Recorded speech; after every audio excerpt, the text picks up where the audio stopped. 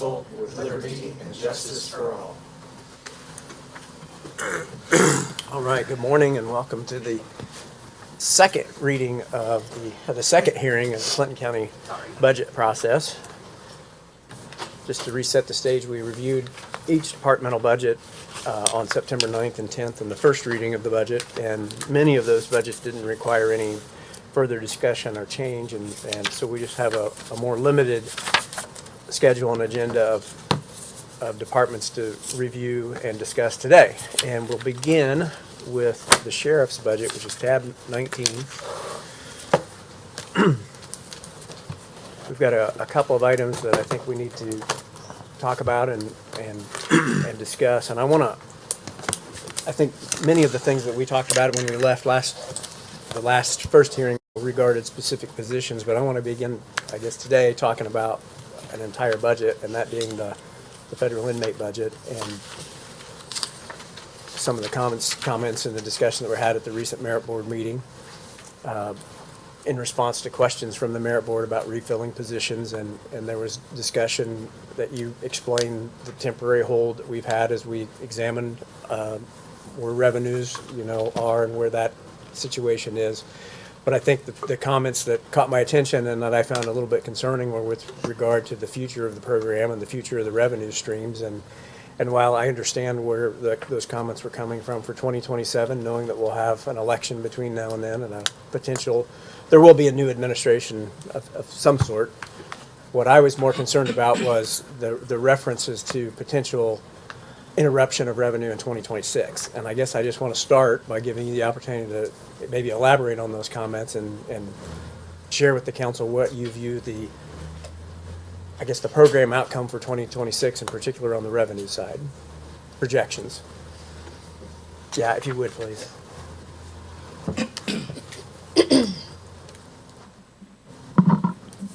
Well, obviously, in particular, you want to talk about the revenue. It is an absolute. It's not a handover. It has to be brought in by the sheriff. They have to get vetted. They have to go through the whole process, and through this whole process, nobody has that understanding that regardless of what happens in 26 with what comes to elections, is that when I am stepping out, there is going to be a gap. Then there's an opportunity for whoever is the next sheriff to apply with the feds, go through the process, and there is going to be a gap. I don't think that's kind of the way that every agreement works in that situation. So that's where I'm at. I mean, you referenced in that, I'm sorry, Sheriff, you referenced in that meeting that the contract runs through the end of 2026, is that correct?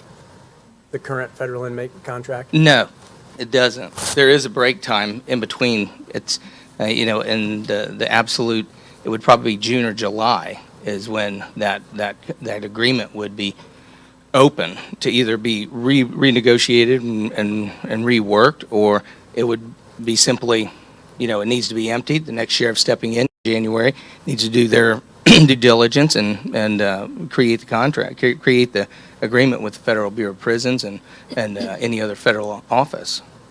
So there's no contractual income beyond June? I would not say June, because I don't have that agreement in front of me and I don't know what that date is.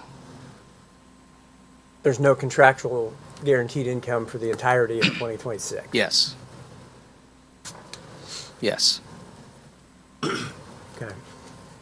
When would they have to be removed or relocated? I think it's 30 days. I think Prior to the end of the year or the end of the contract? It's not a contract. It's an agreement. It could be 30 days from today. I mean, it could be any amount of, or at any given time. 30 days after notice, then? Yes, sir.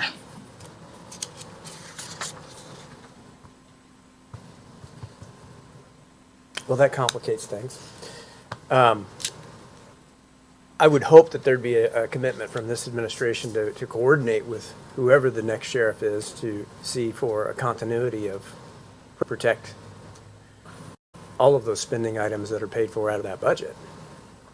Are you saying that you don't intend to help in that transition? Well, that's a transition that can happen when they're the sheriff. I mean, they'll be elected in May, and then November, then you have the gap of anything in between. It's like decision-making is made by the sheriff, not, as far as continuity and transfer, I will do my best, absolutely. But I don't think they're going to, work with anybody until they step into that office. I mean, that's up to the federal government, not me. Any other questions or thoughts on the federal inmate budget? I have a question. Sure. The auditor contacted me about a $750,000 shortfall in the federal inmate budget for next year. What was that regarding? My understanding is that was based on the auditor's projections of revenue based on the early year monthly receipts. And as you know, Matron Kelly, that those receipts have increased dramatically in recent months, and that if that level of funding were assumed to continue, we would not have a shortfall. So I think she was being very conservative at that particular point in time on her budget, on her revenue estimates based on that was prior to the new fee you negotiated going into place, and then some of that additional holding revenue that we've had in recent months. Okay, so your projection is there is not a $750,000 shortfall. Well, that was assuming a full year of 2026 revenue. I would agree with that. That's correct. Which is part of the reason I wanted to have this discussion, was to kind of center on where exactly we were on the revenues. Based on recent monthly totals, we would be fine if we had a full year. We've worked hard for those. Yeah.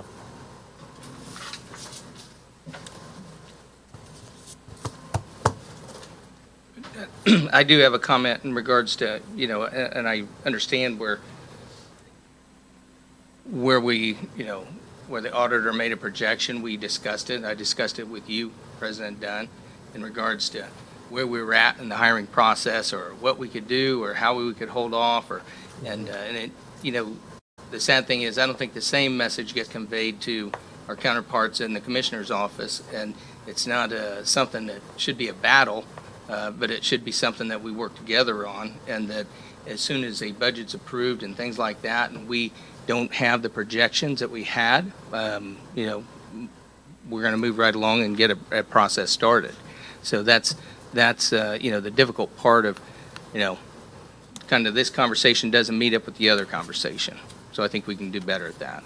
Where I feel personally, speaking only for myself, that we're fine to fund those deputies and jailers that are included in the federal inmate budget through June of next year. Now, based on the information that or July, maybe we could extend to July of next year based on the information that we have now. That still makes it a difficult decision on whether to fill the positions, knowing that they may not be funded beyond July of next year. But I believe that we could find the funding, and I think there would be a commitment on this council to continue to find the funding for the second half of the year and beyond for the public safety officials, the merit deputy portion of that, of those positions. I think if the program goes away, then almost by definition, the jailer portion of the program could go away, because the inmate count would go down so dramatically. What's the projection for SB1 for 1170 and 1233? What are we going to do with those? Are those going to move back into county general? I mean, that's another concern. That's $3 million to be absorbed elsewhere. So we got lit public safety for those watching at home, and correctional lit. And again, that's a lot of salaries that were cleared out of county general, my understanding, historically. Yeah. And I believe that money is tied up paying other things. That's a really good question that I don't think any county knows the answer to just yet, because we're not far enough along in the process. But you're right, the existing local income taxes go away.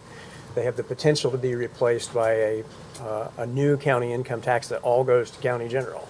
So and I understand that, but for my projection, it's hard to convey that message to those that don't really understand the history of the lines that have been moved there. Specifically, correctional lit came out of 380, which is in 1,000, which is county general. There's a lot of salaries in correctional lit, and we know that money was moved out to free up money for bond payments, for upgrades, for economic development, and that's great, that's wonderful. But I don't think everybody understands our part and where we're trying to be conservative with the budgets. In the event, we know there's a lot of money that needs to be reabsorbed, and we don't know the outcome or the projected new taxing that's going to take place by the county. Right. So And- there's and a lot of things, there's a lot There's of a lot of moving moving parts. parts, yeah. And it's, I think we take a lot on the chin, but we're trying to do the best we can for the best outcome. And I know, having my hands on the budget, there's a lot of other money outside of the federal inmate fund that we have to be conservative of too, because it's gonna have to be reabsorbed somewhere. And that's a lot of salaries too. And I've given feedback to our state legislators about those issues, saying, hey, we have silos or buckets of money that we have segregated with how those are utilized under the current structure. How do we protect that structure moving forward when it all goes into one pot? I think that that's going to be something that the legislature looks at in the coming session, but one of the pieces of feedback that I've received is that I've been told that would be no restriction on us establishing sub-funds so that we could effectively siphon off, or not, maybe that's the wrong word, but we could segregate off an equivalent amount of that new county rate for the purposes that which we had utilized it before.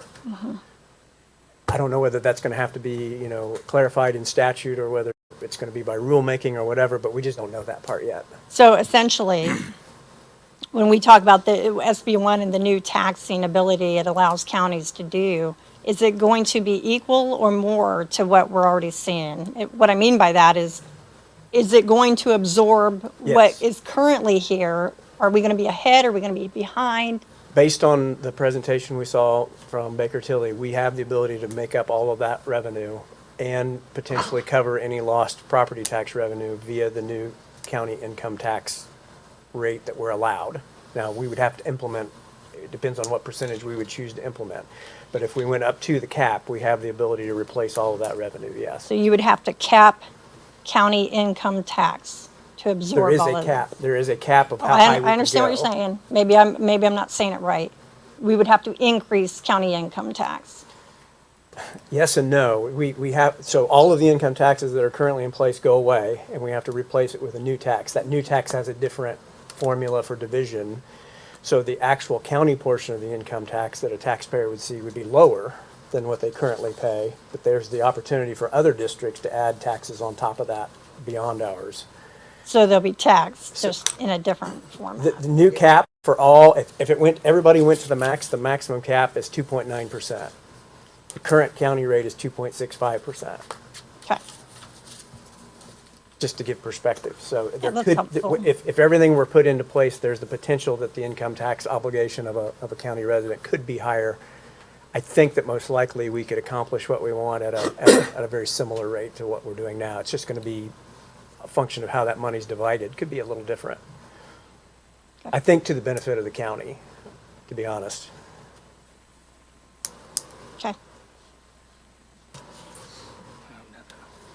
Is there a willingness or a potential to seek, negotiations with the Bureau of Prisons to get that contract extended through 2026, the length of your administration, so that we have some certainty on the budget for?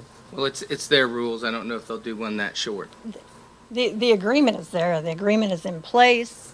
The new revenue is not. We've discussed the new increase of revenue, and I don't mean by rate, I mean by population, is not a guarantee if we watch national news. Again, I would just say, since 2020, I think we've done a great job bringing in additional revenue for public safety in this community. And so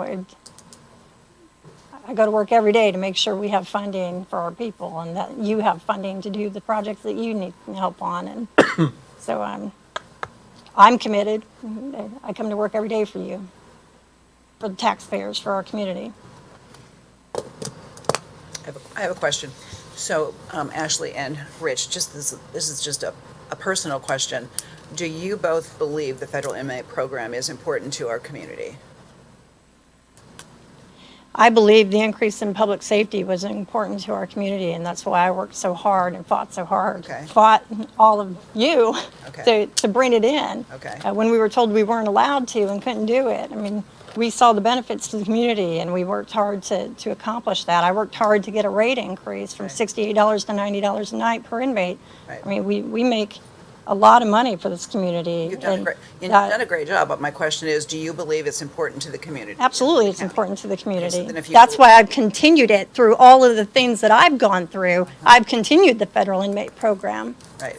So if you are committed and believe it's important to our community, wouldn't you want to work with us, with the commissioners, to see that it goes forward, whether you're the new sheriff or not? Ma'am, this is not political on my behalf. Just asking. I'm not the sheriff. I'm just I asking. mean, I know the comments you make personally behind closed doors, Carol. I've heard them. Oh, So I am committed to the federal inmate program. Like I said, I go to work every day. okay. Every day, I go to work to ensure that our people have what they need and that the community has the increase in public safety. If you are committed to it, then I would assume that you will work to make sure that it stays in place no matter what.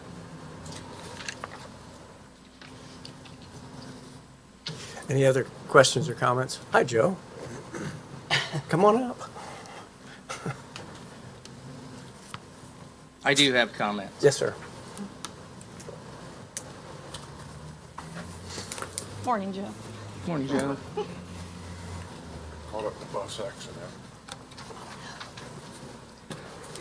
It is a good thing for this community. It has been. It's a fantastic thing for this community. Now, there's also all of the rest of it that comes along with it. It's the struggle for who says and who has and who is in charge, and a lot of egos, a lot of attitudes, a lot of added everything to each and every problem that we have seen that is still continuing to this moment. It is something that, it'd be fantastic to be able to pass that along to the next sheriff. But there's also the need and the understanding that there is other facilities that don't have the same issues that our facility has. We have sat on a 30-plus-year-old building for I don't know how long. We've thrown a lot of money at that building without the consideration of, wow, we could really do better. Not just for the sheriff's office, but for the inmates that come in there, for the programs that have been developed. And we've sat for 7 years and watched that building fall apart. And then we worry about budgets, we worry about this, but we have a little extra here. We can put money there. But in the end, it's still a building that needs hundreds of thousands of dollars, if not millions more, to stay up and stay open. So that's commitment. Okay. And that commitment should have been done a few years back, but it wasn't. And so, and I get the program is, it can be here, it can be there. The federal government, the next president, whatever the case is, things can happen. Some things we don't control.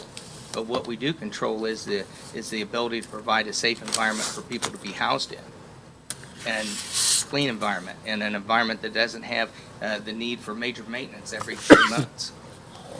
So all of those things were brought together in an RQAW, I think, study that each and every one of you should have, and those that weren't here when it showed up, it should still be a public document that shows the failures of that facility. Is that good for the community? When you have to punch 15 people into one room that is really probably not supposed to hold that anymore for a class, for rehabilitation, for other things. So you'll get it. You've had our commitment. All things aside, you've had our commitment to our community.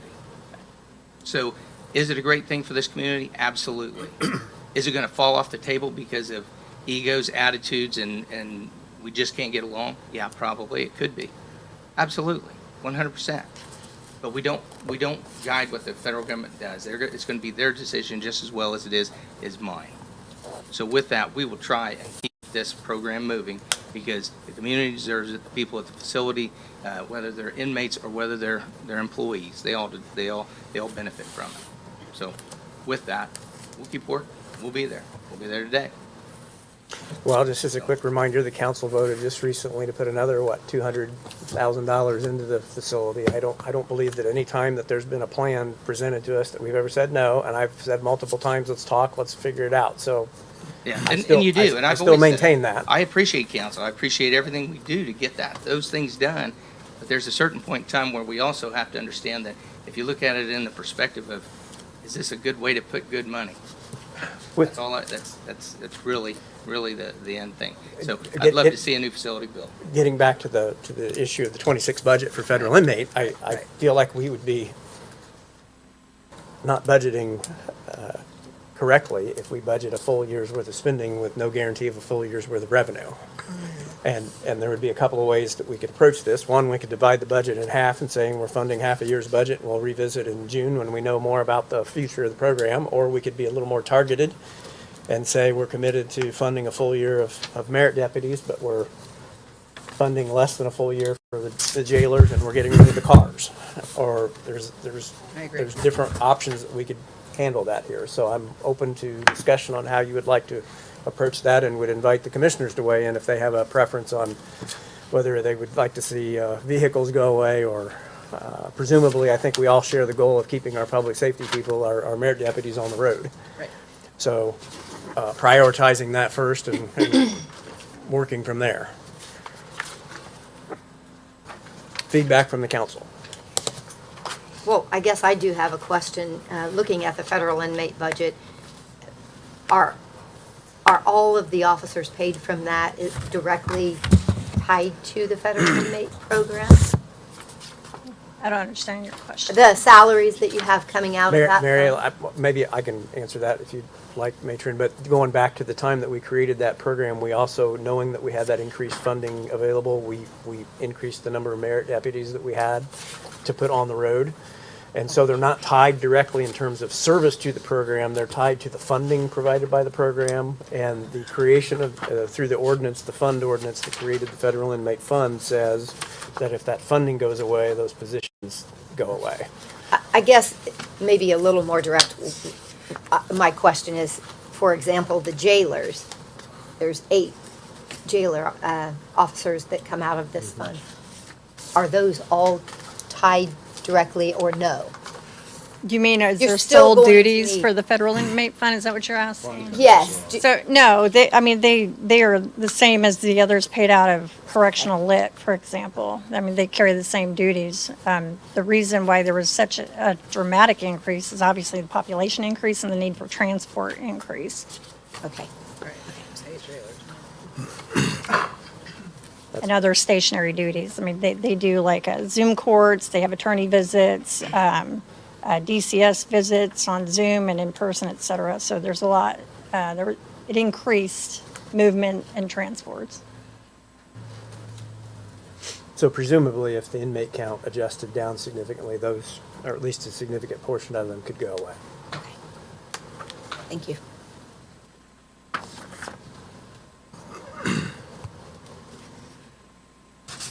Only thing I can say, Alan, is that's one reason when we depend on something like this and it can go away, we're at a standstill. I'd have to say that the jail is one of the biggest parts of the sheriff's department, and you have a lot of lawsuits that could come from the jail. So if we focus on merit officers, which I'm for, if we don't focus on the jail, I mean, that could cause a problem. I will tell you, prior to the federal inmate program, like 2019, for example, one of the biggest issues that our people stated they were facing, and it is true, they were constantly on what they would call minimum staffing. So that meant four to run the jail with 100, however many inmates, whatever the average daily population was at the time. That's 2 people in the satellite, that's 1 in booking and 1 in central control. So increasing these numbers, I mean, there's days we have 8 people in the jail, and it's amazing, it's great. They get to take their lunch breaks, they get to sit down. I wouldn't say they always get to do those things, but there's been dramatic change in the jail, and the jail's running pretty smooth, knock on wood. And we have reduced the liability. We've reduced those tort claims that come in. Some days it might not seem like it, but I mean, it's a respectful environment. Fights are down. Inmate assaults on inmates are down. I mean, it's a pretty decent facility. And I attribute that to our people because we have a professional jail staff. I would also, I would also support what the Sheriff Hensley said, Councilman Hensley. It was, a huge difference inside that facility from 2019 to 2021, 2022, in the control of the environment. And I think that, it's, when we're short in the jail, bad things do happen. We lose control of a facility. Facility is then run by the inmates, and I think Sheriff Hensley, I've stood right beside him and went in and broke up fights back in the good days. And, so it's one of those things where it didn't matter what uniform you were wearing, you came inside and you helped. So our priority as a sheriff's office is the courts. Our priority is the facility. That is the priority of the sheriff's office. So, we are the arm of the courts, and that's what we're obligated to. So I do appreciate the sentiment, and it is absolutely true. It is a safe environment, and I think that is done with good people and, also with numbers. And I think that's one of the things that we need to stress. And even if, and I'll say it again, even if we went to a larger facility or a new facility, we have the staff in place. There's not a projection for more hires because the buildings that are built today are more efficient for observation than what they were in 1993. I think you're preaching to the choir. I think everybody on this side of the table would agree with everything you said and the goals you've stated. We've just got to have the funding to do it. So this is 100%. And that's our concern.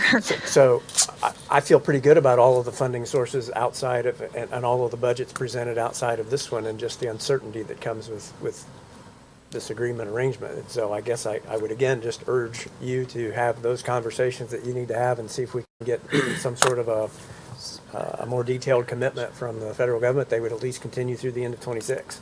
Yes, sir. During the time at which you have control of the reins here, that your administration's still in place. I think we can make that happen. In the meantime, before we know whether that's going to happen, I think we've got to figure out what we want to do with this budget.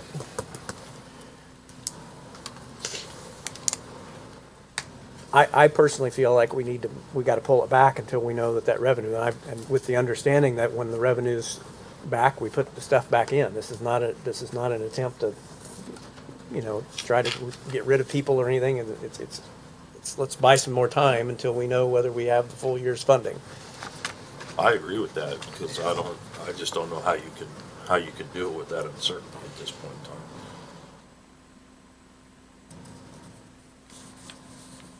I want to be committed to the, is it 3 merit deputies in there? Or There's 4. Four merit deputies. I think we remain committed to funding those for the entirety of 2026. They're the core of the budget. We prioritize the funding for them first. That's great. I mean, I come from the state police, I'm a state trooper, public safety is important. But I want to emphasize what Mike Hensley just said, is your jail is your largest liability.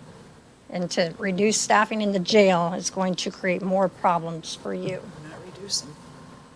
Just exclamation point.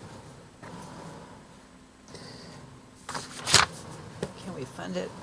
Can we fund it for 6 months and in March, hear what Oh, absolutely. what progress they have? Absolutely. What progress they have made to keep the program.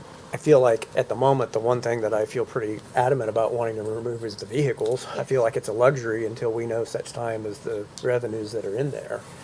That would make a big dent. I wonder about we talked about this a couple of weeks ago, but I wonder about the the logic of keeping that CSI position in there. If, Well, you know, again, that returns the deputy to the road for public safety when a majority, Captain Myers can commit because he is in the same hallway doing the work. Ryan West spends a lot of time, I would say at least 70% of his time is probably spent towards the sex offender registry, which is a part that's built in that CSI position. Well, let's, And also, there's a sheriff's service agreement line that was originally in county general. That's right. That's also in there. yeah, I had that one circled too. And my comments regarding the CSI position are not necessarily related to whether it's needed, but whether it should be funded from that budget, I guess. Let me be clear. Whether that could be absorbed into the public safety lit or something like that. I had made some scribbles that if we removed CSI, we removed the automobiles, and we removed half of the jailer salary to get to that first marker point and then re-examine, you know, that's nearly 700,000. I agree.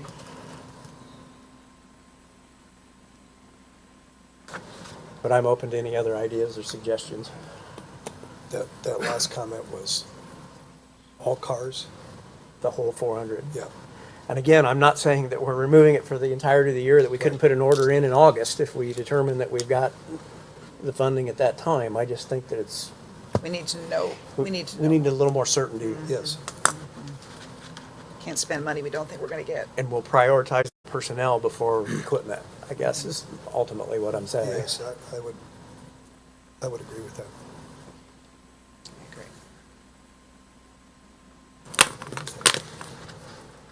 I agree.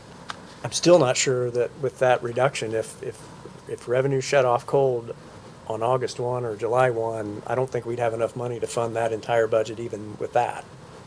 So we still may have tough decisions to make at that time, depending on how the revenue projections look. But this would be some reduction, and then, I mean, to be fair, that's a decision the feds can make at any time. I mean, so, yeah, this has always been a kind of a shot in the dark fund, so to speak. They can remove them at any time. We're in a federal administration right now that is putting $15 million into Miami Correctional for the same purpose. So we can't sit up here and make promises to you because in Indiana, not far from us, they are renovating a facility to house federal inmates. So we don't know what that outcome looks like. understood. I just want to be clear, it's not a Rich and Ashley. Understood. This is Conversation. also an administration that's really, you know, law enforcement's a big deal to them, and so Absolutely. I think that there's going to be a supply of inmates. That's, I guess, the way I feel about it. But I'm not worried about there not being bodies to put in the beds. I just think it's important that we continue to say, hey, we're willing to partner with you and would like to continue to receive. I mean, I think we have a great relationship with the federal government. I talk to them on a daily basis, so our commitment is there. Well, I would like somebody to make a motion to, I've thrown out my thoughts. I want to make sure that I understand you're proposing removing the entire, or putting a hold on the 400,000 for vehicles. Did you suggest moving the crime scene investigator to a different fund? Is that Yes. correct? Yes, I- 1170. And fund half of the expense for the jail officers? Yes. Those were my suggestions. The jail officers or the deputies? Just half of the jail, full amount for the deputy. I will say our jail staff is full staffed. I think we have one opening because of a resignation this past week. Just FYI, our That jail gives us- staff stays pretty full, but we don't have a lot of turnover in the jail. That does give us time to come up with a plan to determine what, you know, we may not be able to keep all of those jailers if we Well, lost. that's what I'm That- trying well- to explain. The merit positions are the ones that are open, and the Right. jail staff is full. Well, I know, but there's also been discussion about whether to fill those because of the budget uncertainty. I'm trying to eliminate that uncertainty to let you know, fill those. And then if funding were to go away, we have another talk about, okay, out of those 8 jailers in this budget, could we eliminate 2? Could we eliminate 3? Sure. You know. And we have that conversation to try to figure out where we could move or what we could do to offset. Very good. But let's buy some more time, I guess, while, I think from our perspective, doing the right thing on the budget side. So I still don't know whether you all agree with that or have different ideas, or if somebody would care to make a motion. Before that, oh, go I'm ahead. sorry. Would that number be 231,72? Is that what that would bring that down to? Yes, Okay, that's what I had too. okay. Would you, but let's say if this does go away, we would still figure out a way to keep the merit deputies, even if it goes into 27 and past. That's my thinking, yes. Okay, That's going to be tough, but I mean, I would be Yeah. committed to trying to figure something out. I'd like to see the ones that are empty right now get filled, you know, Yeah. the 25 budget. When we're at this point next year and we're talking about 2027, I think we're going to start to have a much more clear picture of what Where we're at. that next income tax scenario is going to look like. And although really the full implementation is not until the 2028 budget, it'll be 2027 will be that kind of transition year to the new rules in 28. But I think we'll have a much clearer picture of what that's going to look like. I'll make that motion with Alan's suggestion, with an idea that we're going to review the budget at the quarter of the year, Okay. something like that. Okay. Well, we'll start having the discussions, Right. but I think we're going to have a second half of the year budget Exactly. adjustment of I some think so kind. too.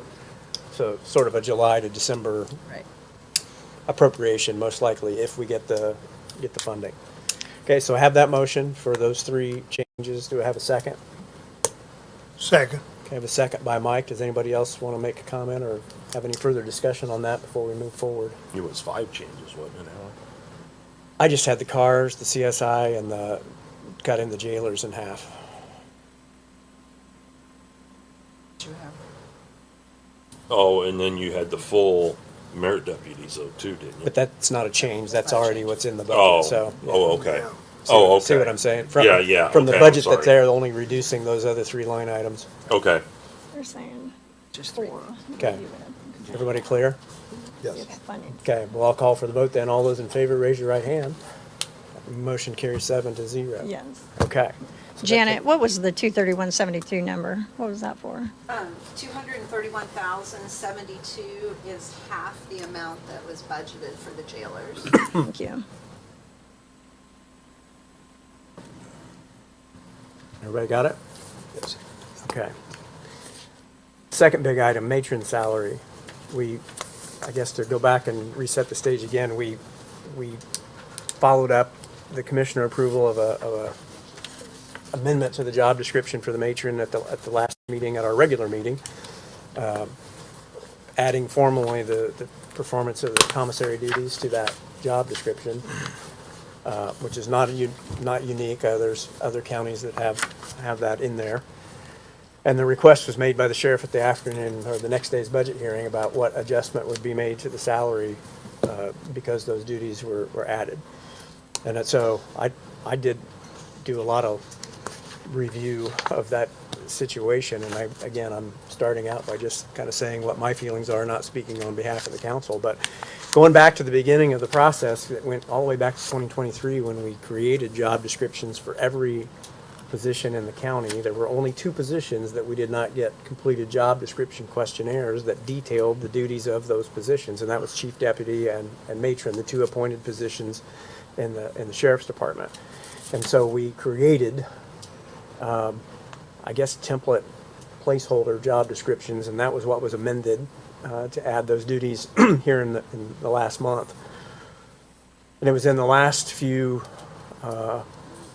Well, I guess one other thing I'll say to set the stage is we do know that from last year's salary survey result that our matron position is very well funded. It was $12,000 above the midpoint. We did not change that. It stayed above the midpoint. Which, by the way, is through the Court of Appeals. I'm sorry? The Court of Appeals decided the matron pay was to be that of a deputy's salary. That's why it increased for the 2020 budget. So when we talk about midpoint salaries and whatnot, that position is to be paid in equal to that of a member of the department through the Indiana Court of Appeals. Well, I looked at the salary information from the 2025 AIC book that had the information for every county. We had the 14th highest paid matron out of 92 counties. And of the counties our size and smaller by population, we have the highest paid matron. So I still feel like we're being very strong on what we pay in the matron's duties. And I think it was more a focus on the information that had come to light over the summer about, commissary duties being performed while on the job as matron that led to the discussion about those duties being added to the job description. And as I went back and looked further at the jail inspection reports submitted by the administration going back all the way to 2021, they always refer to commissary as being administered by matron and not a contractor. That's what your jail commander certifies to the state each year. So I guess the long and the short of it is it doesn't feel like the council added new duties to the position, but rather recognized duties already being performed. And according to Cecily's comments to me, even when those are factored into the job classification scale, it didn't do anything to change the classification rating, and therefore the position is properly funded, in my opinion, at its current level. So I say that to begin with my position. Would ask anybody else to share with their thoughts if they have a different analysis. Didn't we just pass that job description? Yeah. Yes. Yeah, on the Why note. we question it? If that falls in the job description, Well, the question was whether new duties were added. Right. If they were added, would it require additional compensation? And I guess what I'm saying is the duties were already there. They were just now properly recognized so that the compensation was already there. that's why I'm saying, why are we bringing it up? Well, because the request was made Okay. by the sheriff at the budget, Saying the last if budget hearing. that was passed, then it should stay. We can't just keep washing back and forth.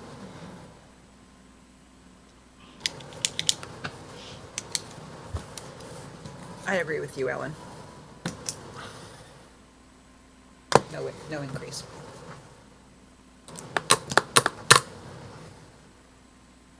Others? I agree with it 100%. I think you had it well said, Alan. This side of the table?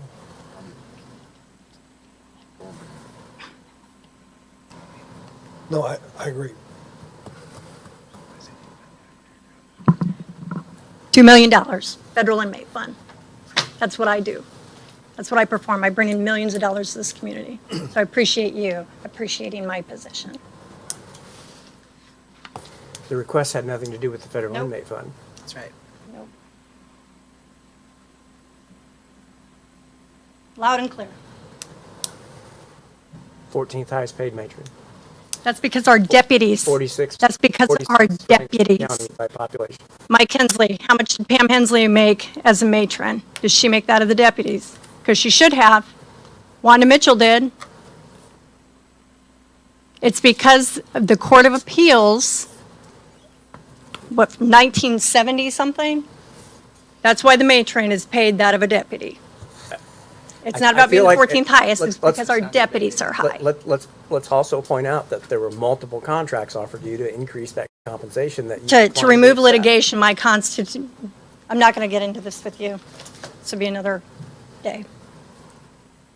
There are other avenues to address it. There will be. Anything else? Anything else for the sheriff? Any other items in any other budget? Do we need a motion for that, or? No? There's no change, so I don't believe there needs to be a, I would invite all of you to come over and spend some time with our jail staff. I think you need to For what purpose? see what they do every day. When we talk about reducing their funding, I think you need to see what they do every day. We're not, we are not reducing their. I understand, I understand, but when we talk about making cuts and absorbing merit deputies and not jail staff, I think you need to understand, regardless of population, what they do every day. Jeff and Mike were over there one day when we had an individual in bookend, if you recall, climbing walls, screaming for 12 hours because he's coming down off of methamphetamine. That's what our jail staff deals with, and I think it would be it would behoove all of you to understand the environment that they work in. That's all I got. Thank you. Thank you. We've got the commissioners, and I know Jordan had expressed a desire to try to go early here today for work reasons, so I'll invite the commissioners to come up, and we'll talk about a couple of items, or one I guess I can think of, and I think maybe you might want to have another or two, I can't remember. But the one thing I wanted Jordan to address was something I referenced to you in an email, and that is a suggestion that we consider combining the different fuel budgets inside of the county general fund into one line item in the commissioner's budget. And I guess, Jordan, if you want to speak to that or kind of talk through the logic behind that. Well, let's start with what just happened. Okay. Because unfortunately they left, so I don't get to say this for them to hear it. But let's go through a couple things here while we have the opportunity. So yesterday, Cecily sent out an email in regards to the, we have employees that have not been clocking out for lunch. Okay? And she sent a notice so that we start to follow the rules that the handbook have in place. There's roughly 19 employees at the Clinton County Sheriff's Department that have not been clocking out for lunch, and they should be. You want to guess how much that's costing the county on an annual basis?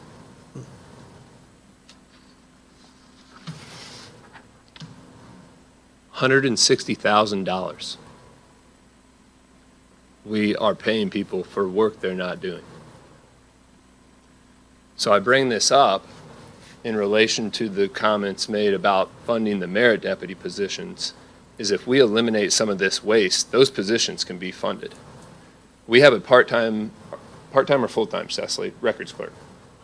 We have 2 full-time and 1 part-time. 2 full-time, 1 part-time. Which one's vacant? 1 part-time and 1 full-time. 1 part-time and 1 full-time. That it has been told by multiple people over there from that facility that all of these positions are not needed to function at an efficient level.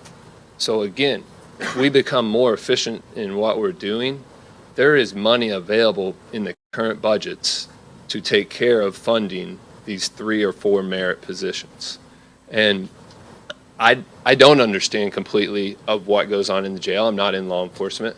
Obviously, I think everybody knows here that my invite's probably not an open invite to show up over there. I have been there multiple times. I know a lot of the deputies. I know people that work there. But when we talk about public safety, that is public safety for the taxpayers, right? And having deputies on the road so that they're full staffed and they're safe. I heard all about the safety of the jailers, but did we talk anything about the safety of the deputies when there's only 2 working the whole county because we don't have them staffed versus 4? Those are the questions. The jailers, if we don't have the federal inmates, the jailers, we don't need as many. Sure, do we need to be above the minimum that we were previously? Yes. But do we need as many? Probably not. So I think when we look at it, another piece, we continue to talk about this revenue, which is very important because what I heard there is we wanted to pass a budget without understanding the revenue, and you guys did a great job of trying to say, no, we have to understand both sides of the equation.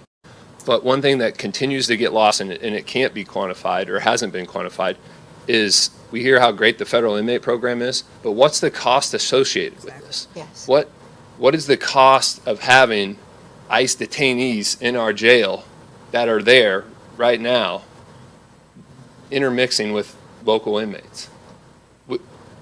We talk about the wear and tear on the building. I don't undervalue that facility needs upgrades, but like you talked about, I bet if we go back, I don't know the numbers off the top of my head, how much has been invested every year into the facility, and we're handcuffed by decisions that were made back in '93 and putting it in a terrible location. Like, we just have to deal with it. But what is the cost of that program? We can't just say it brings in this million amount of dollars. What's the cost of having those federal inmates in there? What if we only had Clinton County residents in there? Then how many jailers do we need? These are all the questions when we get up here and we want to talk about we need a new facility, this and that. As a taxpayer, why should we invest $35 million, which is what it's going to cost on the minimum side for a new facility? $35 million, 35 to 50, as a taxpayer, for those that are considered to be the most troublesome in our community. That's what you're asking us to do, right? And I'm not saying we don't have to consider that, but we're going to make this place be better than a Holiday Inn. The idea behind jail is you should not want to go to jail, you should want to get out of jail. This courthouse was built in, what, 1880s? 1830. I don't think it was built in the 30s. I think this courthouse was in the 1880s. And we're still utilizing this facility. We're going to renovate it. Is it the most functional for today's day and time? No, but we would not get rid of this. So the idea that some facility is 30 years old and that we have to just scrap it and start over, it has a lot more conversation that has to be had. But for me, I will not have those conversations with that administration because as we have seen, and it came out again yesterday, do you guys, everybody know who Morgan Wallen is, right? Have we heard Morgan Wallen, right? He's a country singer. He has a popular song called Lies, Lies, Lies. That's all I hear when Rich gets up here and talks, is lies, lies, lies. Because when we talk about funding the positions in July at the commissioner meeting, I ask about the merit positions. What does he say? He says, council tells me we have to wait till budget time. Then at the merit board meeting, what does he say? The commissioners have a hiring freeze, no exceptions. That is not what was said. Then there's a story, comes out from Kevin Keith, and now he's protecting the taxpayers. Every single time the story changes of what it is. And so when we get up here and we talk, and I wish they were here to hear all this, they'll watch it, Matt will go tell them, that's fine, is at the end of the day, these are the same people that the court and the judge decided and released yesterday unlawfully took $220,000 from the commissary fund that could be utilized for the jail, for the people that work in that department. And that's not happening. So I just think I appreciate how you handle this, and it's probably a good idea that I wasn't up there and it was handled well, but I'm going to say what I need to say about the situation. And it goes to the point of if this was any other position in the county and this amount of money was taken, they'd be fired on the spot. Right? So the question is really, why are we not receiving resignation letters from both Ashley Kelly and Rich Kelly for what they have done to this county? That's the question. And you say, how's that related to budget? Well, it's related to budget because how can you plan for a whole year when they come up here and tell you that it's only going to be until July, but then they say, no, we'll do everything we can to fund it. Then we say, no, the feds can take it away at any time. Like, again, the story changes every single time. It changed 7 times in the 30 minutes they were up here talking. Exactly. So, okay. The last thing I'll say about this is, and I'll tell a little story. Many of you know, and this is for YouTube and the Facebookers out there, that I played college basketball. And where I went, the program's now an elite level Division II program. Unbelievable. We were pretty good when I was there. But we had this sign. You walked in the locker room every day. And it said, leave this place better than you found it. And we had to look at that. Every single day we went into that locker room.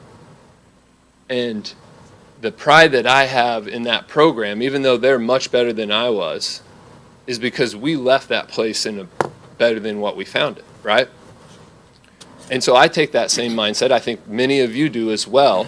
As an elected official, my job is to leave Clinton County in a better place than when we found it, okay? So I think you heard a little bit of it, but I'm going to read a couple quotes from an article and see if this sounds like leaving it in a better place than you found it, or it sounds like greed, and motivation. You've got an election in May, he said, Rich. This doesn't pass over automatically to the next sheriff. This isn't a handoff. It's an agreement between Matron Kelly, myself, and the federal government. The next person can figure it out on their own.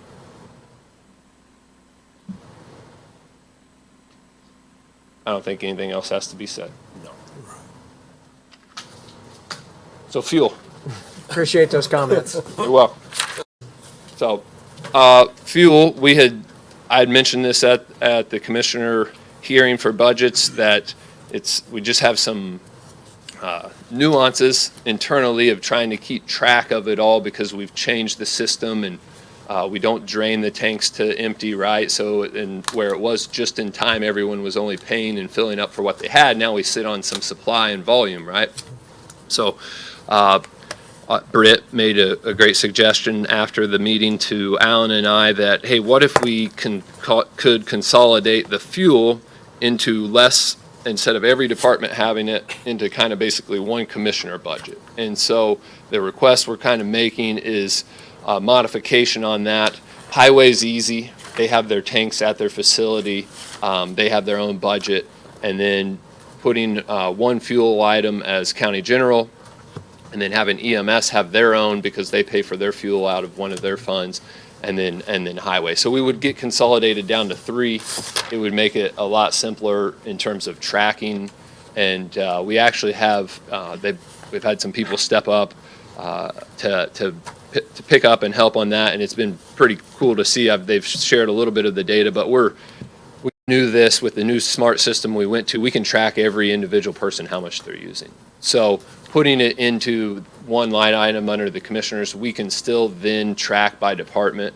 It's just easier than trying to say, hey, sheriff's department, you owe this much this month, surveyor this much this month. It'll just be in one bucket, and we'll have 3 total buckets for the county, rather than right now we have probably 10 or 12 buckets. So that would be the request related to the commissioner line items. Back to efficiency that you mentioned earlier. Well, that's our goal. And then I would hope and expect, like you probably thought this too, that we could then provide reports to the department heads so that they could monitor utilization within their departments. Yeah, that will be the next step of that, or a part of that step is like, it's not going to be a system of, hey, I don't have to track my fuel budget and I just get a go. Yeah. We'll provide updates and continue to track on usage once we have this full year, and where each department kind of roughly is running based on the year. So I did not, that's one number I didn't think to total up is what those fuel numbers were.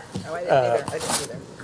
But it doesn't change the budget. We're not talking about cutting Just numbers. We're moving. just consolidating and putting it in one line item in the general fund. So, Some will go down, theirs will go up. yeah, so I think that if this is a concept you're comfortable with, I would just entertain a motion to more generally say we're going to consolidate fuel budgets for all general fund departments into the commissioner's budget. So moved.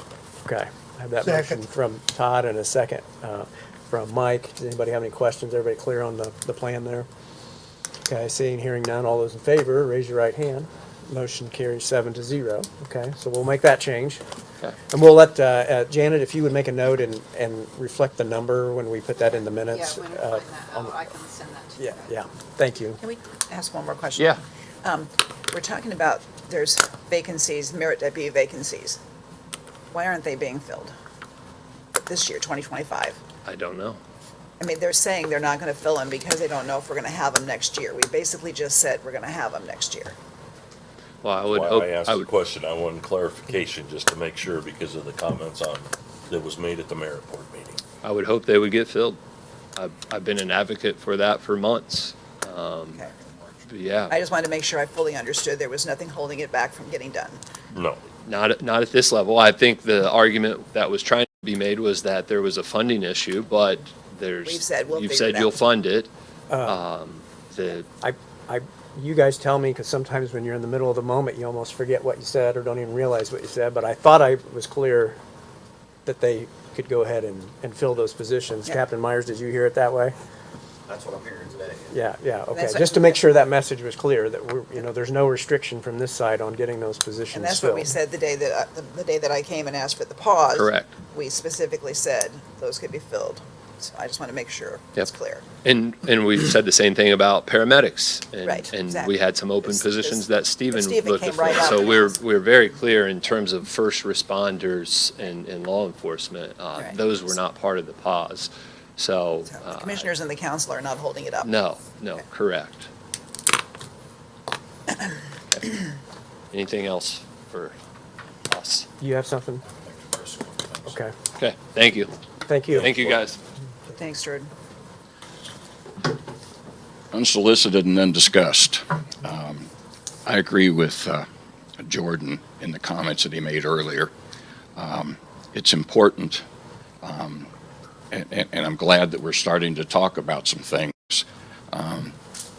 For as many years as I've been here, I've heard about how much money we're receiving for the federal inmate program, and that's great.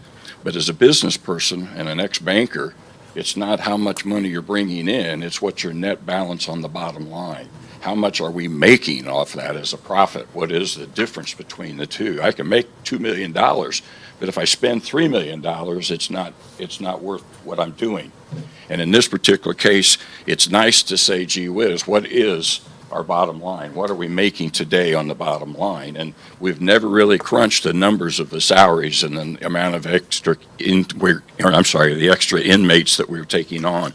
You know, if we're taking on 90 people in a building that we're supposedly having difficulties with, does that make sense to increase the usage of a building that we're struggling with? That makes no sense whatsoever. So I'm glad that we're listening to the bottom line now, and we're thinking about what's the expense of this, not just the beginning of how much we're making on the top end. It doesn't do us any good to report, I made $2 million if I spent $3 million. So I think you guys are right on target in that respect. Another thing that I think is very, very, very important, we have actually, since all of last year, tried to suggest that those merit people were on the road. Back in March, we suggested that it be done. And then, you know, it's been discussed multiple times thereafter, and it's never been said that we don't want to have merit deputies on the road. In fact, I remember saying that our first responders are not part of the budget cuts. So, nor would I ever vote for that. It's imperative that we have first responders on the road, that being paramedics and that being obviously first deputies on the road. And I appreciate that. Another thing I keep hearing is, well, if the federal inmate program goes away, well, I also keep hearing that with that money, maybe we could build a new jail. Well, if we had a $35 million commitment and next year that federal inmate program goes away, I'd sure hope that we don't commit to a $35 million bond market that the income just went away because we're not sure what the agreement is. That makes no sense. And quite honestly, we're not in a position today to build a new jail. We have a nice courthouse right here that we're trying to remodel, and yeah, you know, does the furnace go out? Yes, it does. It's an old furnace. We've tried to kind of put a Band-Aid on it and get by as much as we can. But that's the same way we've got to do it in the jail.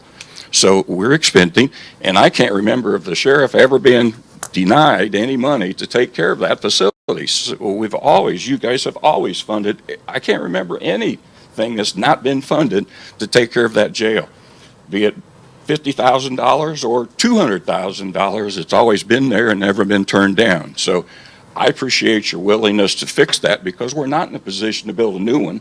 And we can talk about it all we want, but the federal inmate program could go away tomorrow. And if that's the case, I sure wouldn't want to have a $35 million bond that we're paying for that we can't afford to do. So the last thing I also would like to mention is that, you know, I hear we're talking about putting on a CSI individual, somebody to do some investigations and so forth. Well, for years, it's always been done by some other deputies. I think there are 3 or 4 deputies within our organization who have the ability to do that CSI stuff, and it's always been done by somebody else. The state police, for the most part, takes care of going over and above those things. So to have a full-time person in that position doesn't make sense to me because, quite honestly, it's handed off to the state police the majority of the time. And at the same time, how many criminal cases do we really have going that would justify a full-time person? I'd rather see us do a deputy than I would to have a CSI employee that we really can't afford, in my opinion, to fund. So, you know, those are questions that we need to ask sometimes. Why all of a sudden, after all these years, do we now have to have that individual when, in fact, it's not used. So I think, Mike, when you were involved, you probably had somebody else that was taking care of that. We didn't have just a CSI Everybody individual. done their own thing. Yeah, so, gentlemen, I appreciate your time. Thank you, Commissioner. Excuse me, Bert. Bert? Bert. You can't hear me. Gentlemen, ladies. And ladies too. I was really putting you guys at the top of the list. Oh, okay, Talking to the okay. lower management right Okay, now. okay. Just teasing you. Boy, I get- You were doing so well. Okay, we did So- Commissioners. I did have a question. There were a couple of items that we didn't discuss under sheriff. Do we still need to address those? Do we want to split among the county general, sheriff's pension, and then the federal inmate Well, 50 and sheriff pension 50? the only thing there that would be different than we talked about the first time would be the pension trust, and I guess at the time we had the first hearing, I don't think Britt or I knew what the balance was in the pension trust on whether we could afford to pay a portion of the pension contribution out of that fund. Is that something, Yeah, she didn't give me any Okay. information on that. Yeah, we did talk about that. I just wanted to make sure we didn't miss we've something kept- that we needed to address, so. so as it stands now, that 50,000 is still in the federal inmate, and I can't remember do you have the budget number written down for the pension contribution and the, I got the wrong, I've got the commissioner's thing, I'm sorry. we made some adjustments to it because we started with that top line number, if you'll recall. Yes. And it was the accelerated payment number, the big number, and we cut it down to the recommended payment number. And then I believe we subtracted out the 50,000 that We was brought for it- federal we brought inmate. it- We brought it down to 513 from 624. I didn't know, is that something that we need to vote on, or no? No, we did that, Okay. we did that, we made that change last other- time. yeah. Oh, okay, So to me, okay. the only thing would be there whether we were gonna reduce the general fund portion by another 50 to recognize that we could take 50,000 out of the sheriff pension, or I guess it's the service of warrants fund, maybe is the fund that name. Do you have the fund balance report down here by chance that? For that one, Or yeah, just to see whether that fund could even, oh, I think Brett had already looked that up. I think there was money. that may be why she's suggesting it, is, I don't know what the fund number for that is. Do you? Oh, actually, I may have my balance report Oh, yeah, we did have that balance. from report. the monthly meeting. No, like the actual fund, that other. I had 513 something. I just got the first three numbers and the numbers were being rabbled off. I'm close. There isn't a budget. 55, is this 1193? 1193, let me get there and I'll catch Sheriff it. pension trust.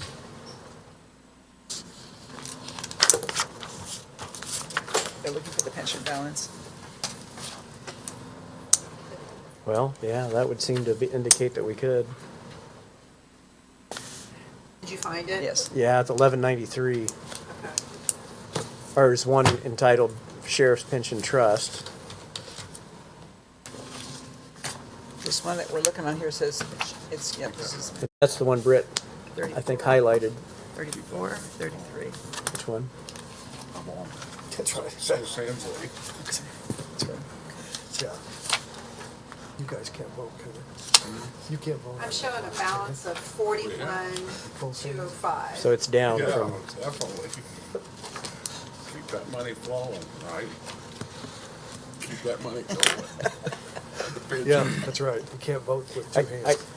Yeah, this is a conflict of interest. let's, Yeah, that's right, exactly. I guess my recommendation, let's keep things the same from where we were at that other one, and we need to do, I think, a little more work on, Get that number. get that number dialed in a Right. little more, and we can always additional appropriate. We would have to anyway, because we don't have an advertised number for that. Right.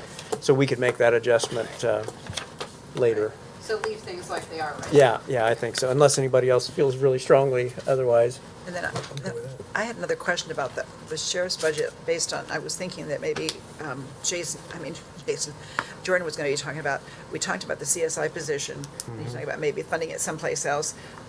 And then we talked about the records clerk. We have 2 open positions. And we were suggesting maybe right. we should only have 1, or we should have none and let the admin people do that work. I mean, I'm just, those were conversations that we started with, that we had at one point. I don't know if you want to go there, or we just let it ride as it is, just throwing it out there. Well, I shared my comments on in the, kind of my review of some of the issues we had outstanding in that email, and that is that I just feel very uncomfortable not being in that building. It'd be like me just deciding to tell you what to do with your staff today. I don't know any more about what happens in there than I do what happens in your office, and if I, Either do I. well, if you made a recommendation different than what my feeling was, my inclination would be to defer to you as the department head who's Right, there every right, day. right. And so, short of something more objective than maybe the hearsay or the, maybe circumstantial evidence that we have been presented, I would be inclined to leave it alone and, The part-time position has been empty since October that's of '24, though. And I believe in the last hearing, didn't she agree to hold off on filling that one if she could But that fill was just one? that was just hold off right for now. It wasn't eliminated. I mean, anyway, I'm just throwing it out there. okay. Well, tell me what you think about this issue before you walk out. Or let's wrap up on that before, if we're leaving it the same, I don't think it requires any action. Does anybody want to make a motion to do something different? If not, we'll move on. Move on. With the whole budget with his? No, with Just the the administrative position at the jail, at the sheriff's department. Yeah, just leave it. That's what I think. Yesterday I was, Okay. I mean, they can't fill it anyways. CSI, I did propose moving it to the public safety lit. Yeah. Bert makes an impassioned plea that we reconsider that is a good point. But I think that the point that they made in the earlier request was specifically to get another merit deputy on the road. Right, Which I think is a goal we share. exactly. And that CSI position, if I, go, Cecily. The CSI position is a civilian position. So I don't know.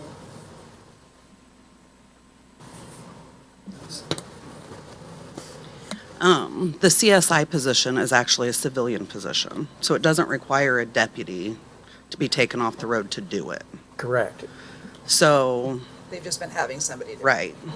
Which But they I said just- was 70 hours. He's been spending about 70 hours, if I'm not mistaken, doing it. I didn't hear that, but I just wanted to clear that it does not require a deputy to do that position. So again, I guess same thing. Does anybody care to make a motion to do? Deputy would have to be, to go on pension to get that job. I mean, Yes, they'd yes. have to, like Mayor Hensley'd have to do that job if that was Yes, a normal merit deputy can't do it. I Right. mean, to draw the salary. right. I didn't hear what He's saying, well, the person, a deputy would have to go off pension, right? to do it.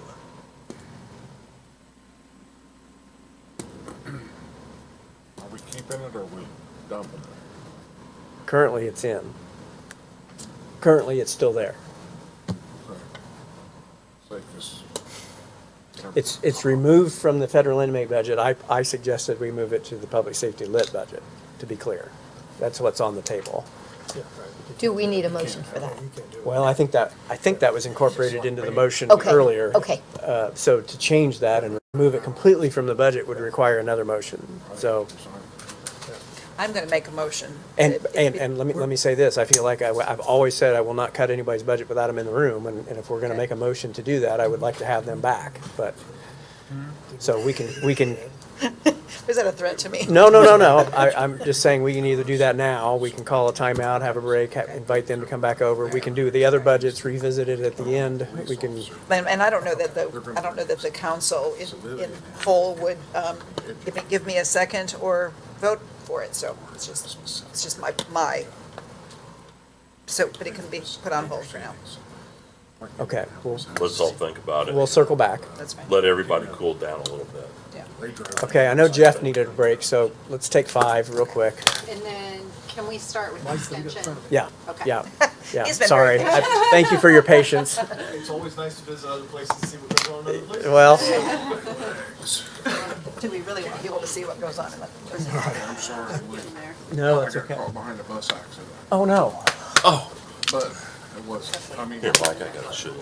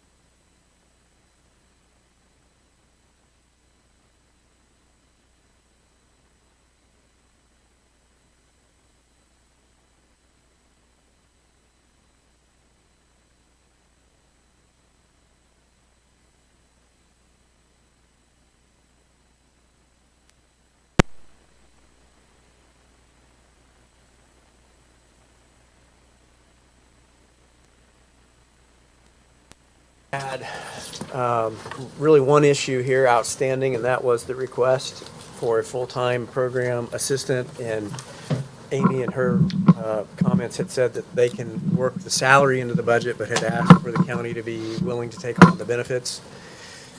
In other words, work that into our large number in the council budget for premium cost. And I guess that would also include the ancillaries, the dental, the vision, those kinds of things as well. So, looks like Amy's not here with us today. Amy is still out on FMLA and Hannah's on vacation, so you're stuck with me for the day, so I apologize. Okay. It's twice in 2 weeks. Okay. So I'm not sure we need any new input as much as we need to deliberate on. Absolutely. On how the council feels about that. I think we didn't make a big deal of it the first time, and I guess I take that as a kind of that the council was okay with it. Does anybody want to speak more specifically? Yeah, I think our question at the first time we ran through it was, Purdue was asking for a 3% Yes. contract service increase, and we were wondering if they're not giving raises, why are they? Yeah, this? that was a question. But then the question's been answered that they are giving raises, and this contract will now be due January instead of July, which is a change. You might speak to that. Yep. So what we've done is we've adjusted our merit schedule to meet the university. So in the past, extension has always been 6 months off from everybody else at the university. We've assessed in the fall, and everybody else has done it in the spring for a July 1 start. So we're just adjusting our calendar. So we're providing an appreciation gift to all of our employees in January of $1,000, and then giving them regular merit in May. So we're actually double dipping a little bit to make sure we're taking care of them, but we're adjusting to fit the university schedule. So instead of a 12-month evaluation period like we normally have, there's going to be an 18-month for that. As far as the contracts have always come in the fall, but they've kind of back paid a little bit. They've paid for the previous year because we've been off that cycle. Now it'll pay for truly the cycle of what's there. Okay. So our people are getting their normal merit increase that they always get. The university sets at it's usually between 2.5 and 4. We ask for 3 so that it's consistent year over year. Okay, that's helpful. Yep. Does anybody have any objection to, I think Amy made the case as to why the program assistant was needed and the things that were going to be combined, to help cover the cost of that. Does anybody have any objection to, I guess, fully authorizing that position in the form of agreeing to take on the benefits package? I don't. I mean, it's a good partnership. It's something that we get a return on in that investment through the partnership with Purdue. So, okay, I don't think we need. Yeah, let's have a vote on that because I want to we are technically adding that to the line item. So, if someone would care to make a motion that the county would agree to take on the benefits for the extension program assistant. So be it. Well, Yeah. So Joe had that motion, and do I have a second? Second. Second by Todd. All those in favor, raise your right hand.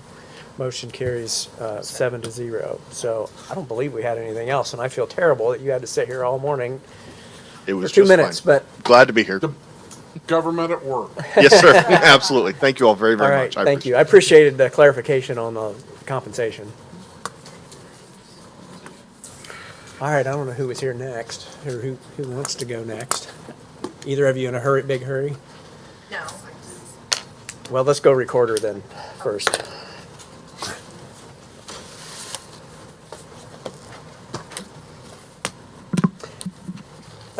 With the recorder, we had at the issue of the second deputy's position that Kylie had requested an increase of 9.5%. And then if you'll remember, this goes back to the classification work that was done in preparation for the salary survey. And we had this one position that was something of an outlier. Everything else was found to be over the midpoint and got to stay over the midpoint with the 3% increase last year. While this one went to the midpoint, and even though it went to the midpoint, it's still considerably below those that were previously above. And so the right thing to do to me feels like to go ahead and take this position to where the others of that classification are and get everybody even, and we can handle them all appropriately. I think we would want to make a designation that this is now an above midpoint position, and if to the extent that the council decides to treat those any differently than the ones that have been at midpoint, this position now goes into that class. does anybody have any objection to, that feels like the right thing to do to me? Even though, I make a motion, we make the change.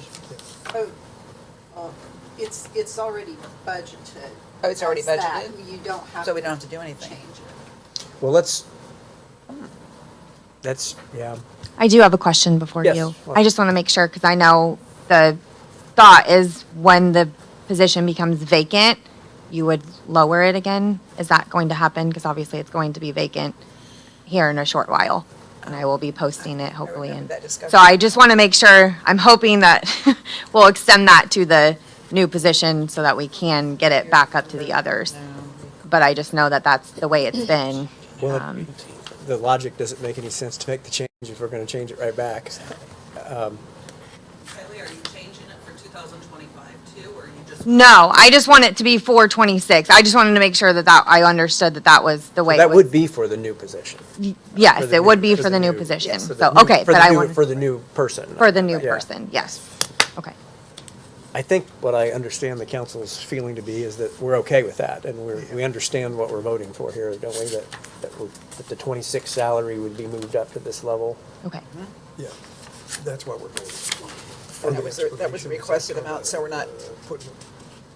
I'm sorry, go ahead. okay. You were both saying something, I was I trying to listen to you didn't realize both. you were saying something. Go ahead. So ask your question. Well, we're voting,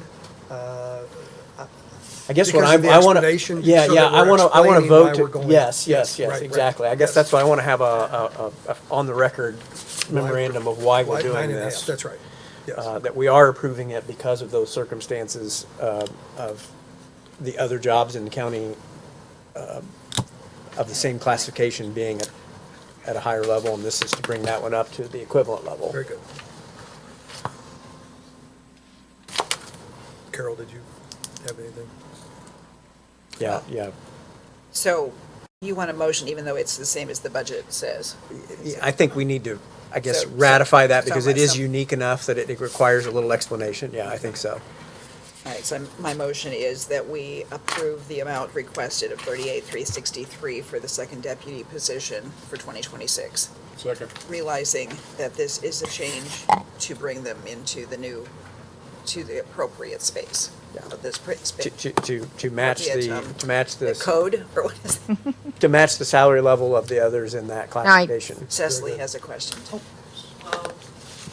What percentage raise did you put in there? That's what I was about to ask. So Can you, if you're gonna, I think what she's going to ask is I put 2.5 COLA as was sort of suggested by the auditor. Yeah. Oh. I think you should make the motion that you're going to bring the hourly rate to the same as Okay. the other positions in that category versus doing the lump sum, because if you end up doing a 1% Yeah. raise, then we're gonna end up having that position over the other girls, or if you do a 3%, then that one's gonna just fall back down. That's why we need you here.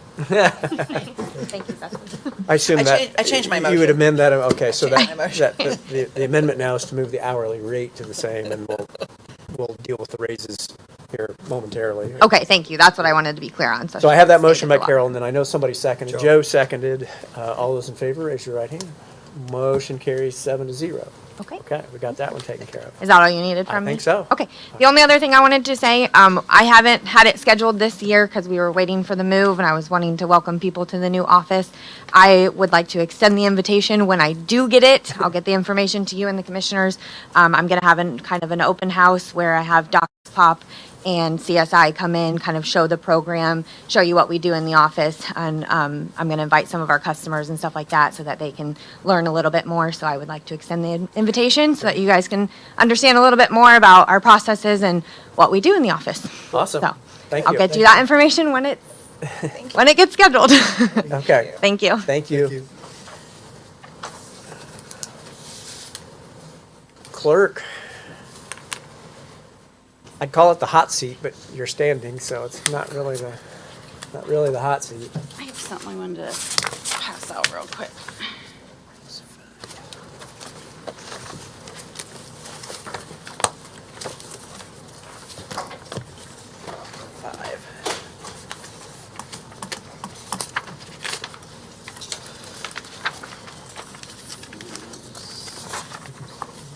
Hey, Janet, you can let Renee know that if she, well, all we're doing is moving that one line item. I don't know that she has to come over to that if she doesn't want. You can tell her it's her option, but. My fingers are. Thank you. Sure. Thank you.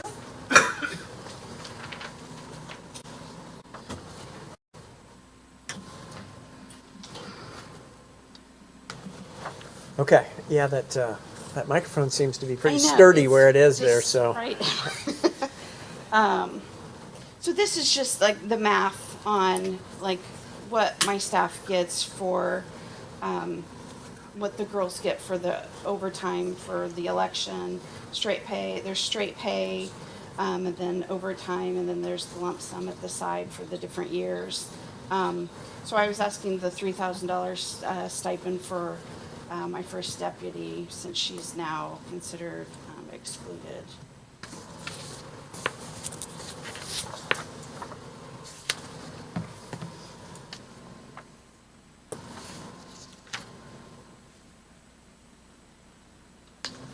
And you can tell that, like, the girls, my other staff members, I mean, I was asking 3,000, they usually get, I mean, it would be over 3,000 that they get, so. And 3,000 was for the entire year, so that's, what, like 1,500 per election. Can you reference some of the things that you shared? I can't remember if you shared it with everybody or if it was just me, Cecily, I'm sorry. There's been so many emails flying, but just. So last year, when we took the first deputies to 80% of the elected officials, her first deputy was given 80% of her stipend that she receives for election duties and the voter duties. So she's Which is already 4,000? getting Is that right? 4,000. Well, Jessica gets 4,000, she gets 5,000. Okay. So she's already getting 4,000. If we wouldn't have, we put it into her salary last year, so I think she doesn't feel like she's getting anything extra, but she is being compensated for those duties. If you're going to give her a stipend, you're going to have to change her job description, because her job description includes election duties. So you can't pay a stipend if the duties are included in the job description.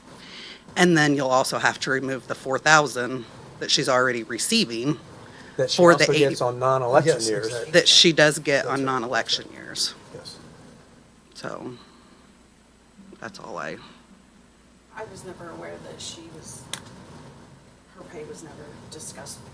I mean, I didn't know, I would have thought they would have taken it from my base salary. I mean, I didn't know.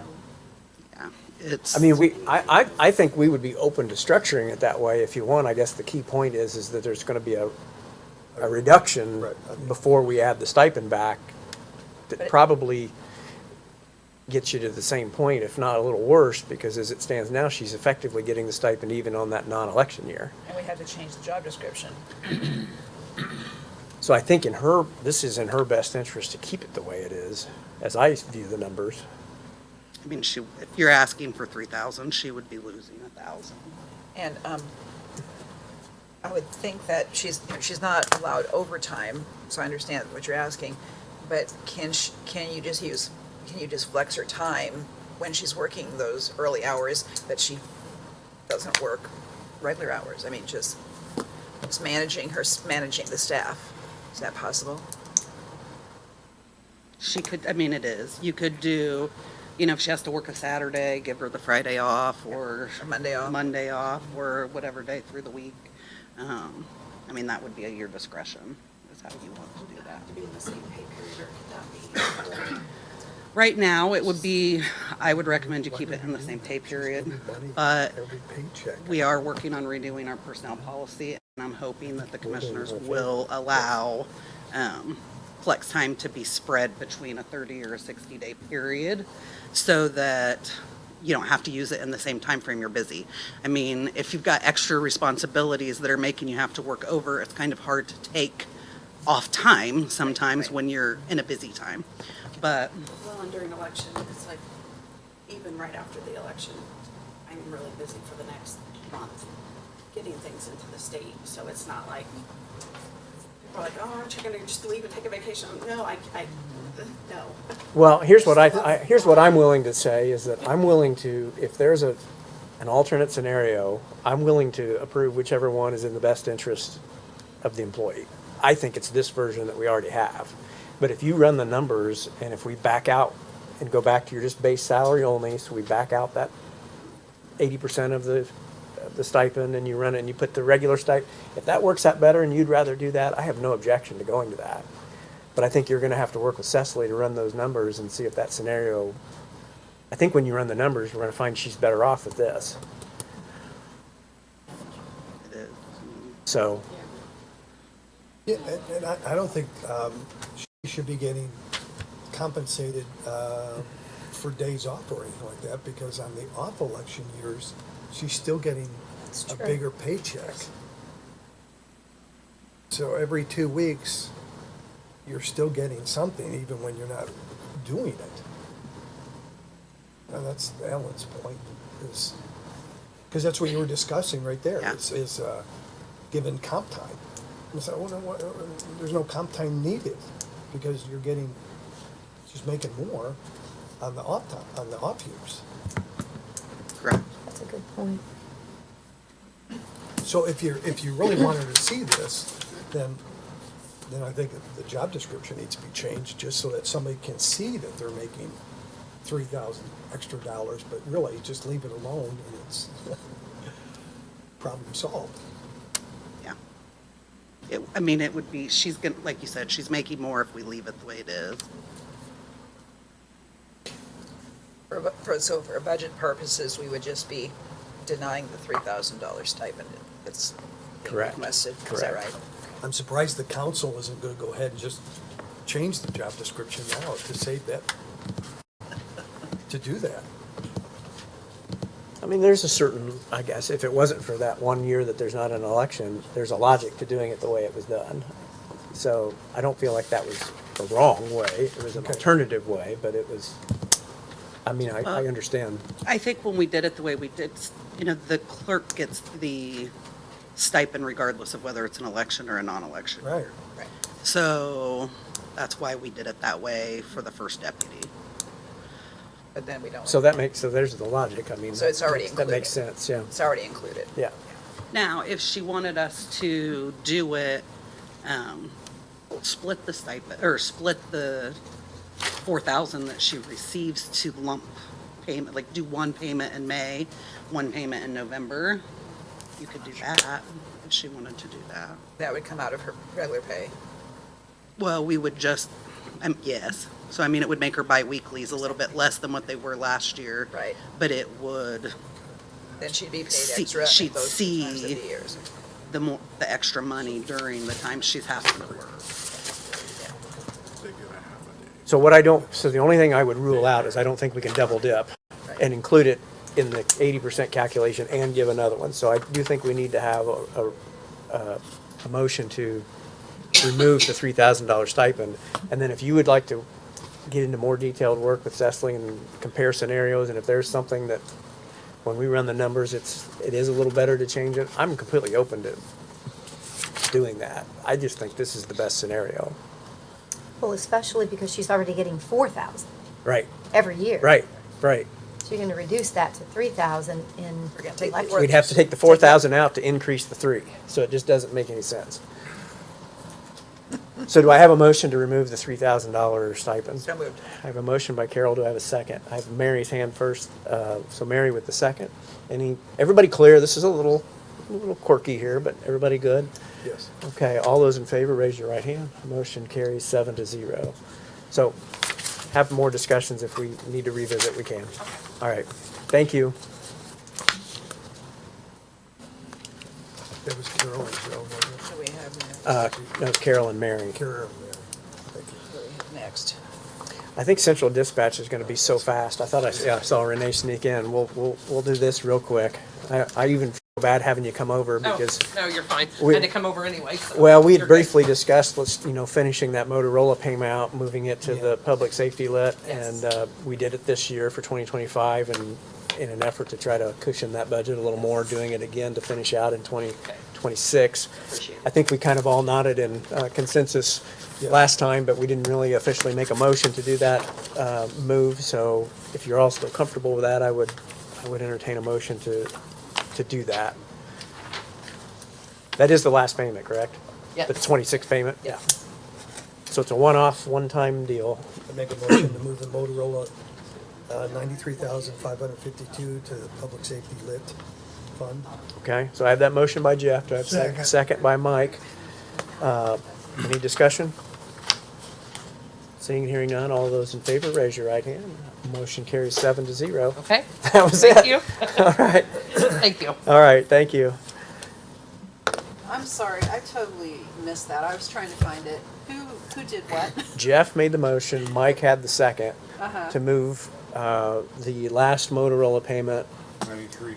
And I can't, is that in the dispatch Yeah. budget, I believe? Is in Yeah, the central, It's in 4958.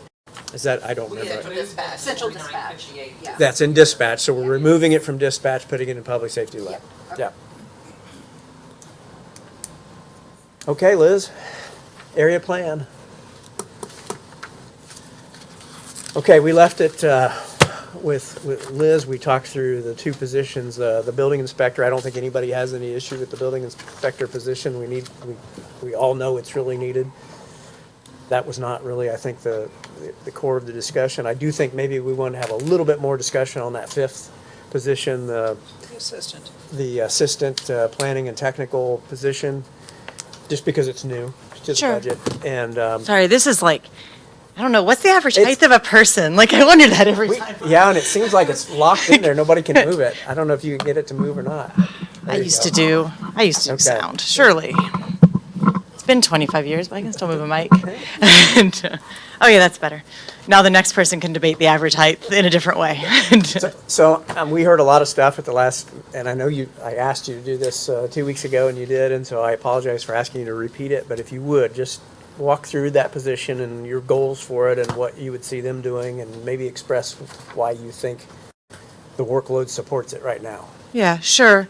And I apologize. I wasn't sure exactly what your question would be this morning, or I would have done like a write-up so you could read it as well.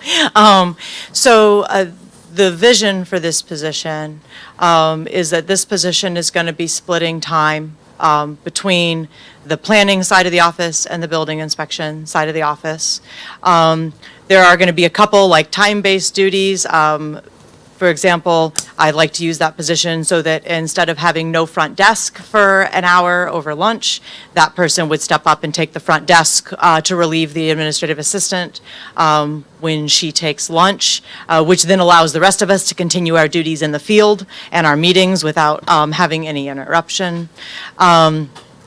I would like to move, we handle voluntarily. It's not a statutory duty of area plan, but the Area Plan Commission has voted to loan our staff to the county commissioners to enforce their tall grass and their unsafe building ordinances. And those are extra on CAT with enforcement, and it makes sense, not at all arguing our willingness to help the commissioners on that. We do some things for our small towns too that are outside of, that we loan staff to, because we have enforcement protocols and we have things set up so that we can do it more efficiently than if the commissioners hired a separate staff person specifically to go do their own code enforcement for those 3 ordinances. So we would like to push at least the grass, and if that person stays with us, probably the unsafe buildings onto that position instead of staying with Kat, who's handling all of the zoning and planning reviews as zoning administrator and zoning enforcement. So divide that a little bit. We would like them to start to train and work towards certification as a second building inspector. One of the problems we've always had historically is we have one inspector. He can't take vacation, he can't do anything without stopping all construction in the county in terms of it being able to move forward. Some types of construction, it's not a big deal if they wait a few days. If somebody needs a framing inspection, they're not usually too eager. If somebody has wet concrete in a truck, they get real pissed if they get told they've got to wait 7 days for an inspector to come back. So, it kind of varies. So the goal there would be for that person to be able to ideally start to take some of the basic electrical and footing inspections, So then our inspector can focus more on the commercial and the specialized inspections, and we can increase our level of quality of plan review up front, which helps prevent us being in lawsuits on the back end because something wasn't caught at the plan stage because we didn't have the staffing to fully review it, and it got caught after someone sunk $100,000 in it, and now we're arguing. And somewhat understandably, sometimes they don't want to give. Even though we're right and we have the right to make them tear it down, it could be avoided if we had the staffing to do a full plan review at the front end. And we have had one lawsuit I can think of that would have been entirely avoided had we been able to do full plan reviews on all projects instead of having to just focus on certain ones or certain areas of plan review. There's also been a change in state law here in this last session that is adding requirements and elements of plan review that now must legally be done by Indiana state law, whereas previously it was kind of left open-ended to the jurisdiction. Now there's still some things that can be picked, but we're still working through the implications of what that means for our staff in order to comply, since obviously if we fail to comply with state law and then something happens in the construction process, we may not have the same strength in court as when the rule technically says it's up to the person who's the homeowner or the builder to do it right, whether or not we review it. Now we have more official responsibility in that. So the goal would then be that that person would be able to provide some backup when our inspector's on vacation or sick, that we wouldn't have a complete, stop, to things meanwhile. One of the things that is, I don't want to say new, it's a back burner thing that we do, but it comes back to bite us frequently. So one of the things that should be done by our office that we are not as efficient as we would like to be on is permits are good for a certain amount of time. 6 months, if they get extensions a year. Sometimes someone extends a permit beyond that by paying again, and it's a second 6 months. But at some point, the permit doesn't get renewed. So some things, they get a final inspection, they get closed out in our system. Some things just sort of fall into the ether. And what we should be doing, and when we have an inspector on staff, I usually work with the inspector and we try to gradually catch up on, but we run reports through to see what didn't get closed. Then we have to drive every single one of those and try to figure out, did it get built, did it not get built, did it not get inspections? Is someone living in it illegally that we need to evict? Like what has actually happened in this situation? And then we have to deal with it. When we're able to do that within 6 months of when the permit closed, it's a lot easier than like we caught one yesterday that sold twice and we're looking at having to evict somebody for something that didn't get a CO and the permit's been closed, well, it's been expired for 4 years. That's a staffing problem. We've had so much in and out and not enough staff to follow that. So that's one of the things I want to make a primary duty for that new position is to actually run a weekly report of what's coming up that's expiring and start proactively getting those while they're still in the hands of the person who's doing the permit, and we're not having to chase somebody who's honestly an innocent third party in terms of having bought into it, but not innocent in that you should call and check before you buy something to make sure that it actually is what it's represented to be. But it's better to handle things within the timeline. And with turnover our inspectors, we run 2 to 4 years behind on closing those out, just because our top priority is reviewing permits coming in for application. Then we have to do inspections. Of course, anything that's legal gets pushed to the top. Planning reviews for development and commercial is important because of growth of the community, so that gets pushed to the top. Enforcement and runs with the courts. So then you get down here to the bottom of, all right, these can be closed out, but that avoids us having increased expenses due to other things. So I want to put that just with that position. Admit that you are a good salesperson. I was going to say, I hadn't gotten to yet. I want to start them on some of the permitting review to try to reduce our waiting times, because stuff that requires review right now is taking 2 to 4 weeks sometimes if it's significant to get out. So I wanted to try to figure out whether there could be some offsetting savings, and I don't know why this question didn't occur to me 2 weeks ago, but I would expect to see a number roughly on par with the cost of the building inspector for the contractual services for the people we've been having to come in to fill while that position's been empty, but I don't really see that. I think you're going to see an increase here soon. We are getting ready to switch, and I'm getting ready to start pushing more stuff to them. We had an issue that we are solving, but we'd been locked into rates that were almost a decade old, and we're not getting the service that we were paying for, let's put it that way. And I expressed that that was an issue, and as it was not solved in this timeline, we are changing where we're going with services, but that also means we're going to be paying a market rate. So where I'm Again, going with that question is that it's easy to compare adding that position to not having it and saying it's zero versus that cost, but that's not really the case. Because if that person's not there, I mean, there is gonna be, I think, additional expense that we're gonna incur anyway. yes. The other thing that you're not seeing because we're hoping to fill the position, but you would see if we didn't, is there's a lot of stuff Kat and I are trying to bleed that is really, it requires us to push off our duties in order to manage. We're both probably spending right now 30 to 40% of our time pushing back things and reviews that are waiting on us. In fact, I've got one of the schools that's been waiting almost a month because of, not making it up the queue around things like that. And actually, the annex now has been waiting on me for 2 weeks. But the fact of the matter is there's only so much time. And inspection-related reviews and code questions, normally that would go to the inspector's position. But if somebody calls and they go, how high does my deck railing have to be? Which that's actually a fairly easy question. But, I got one last week that I probably put 8 hours into and had to make several calls around the state where somebody wanted to know if they could use a unique application of a brick ledge in order to support part of their floor trusses in a very specific way with a concrete form, and certain widths are clearly banned in code, but this was a little vague, and it took a lot of time to dig through and get an answer so they can then make a bid on a project. So, those kinds of things right now, those would be building inspector duties, unless they begin to spiral into something that looked like it was going to become legal in nature and land on my desk.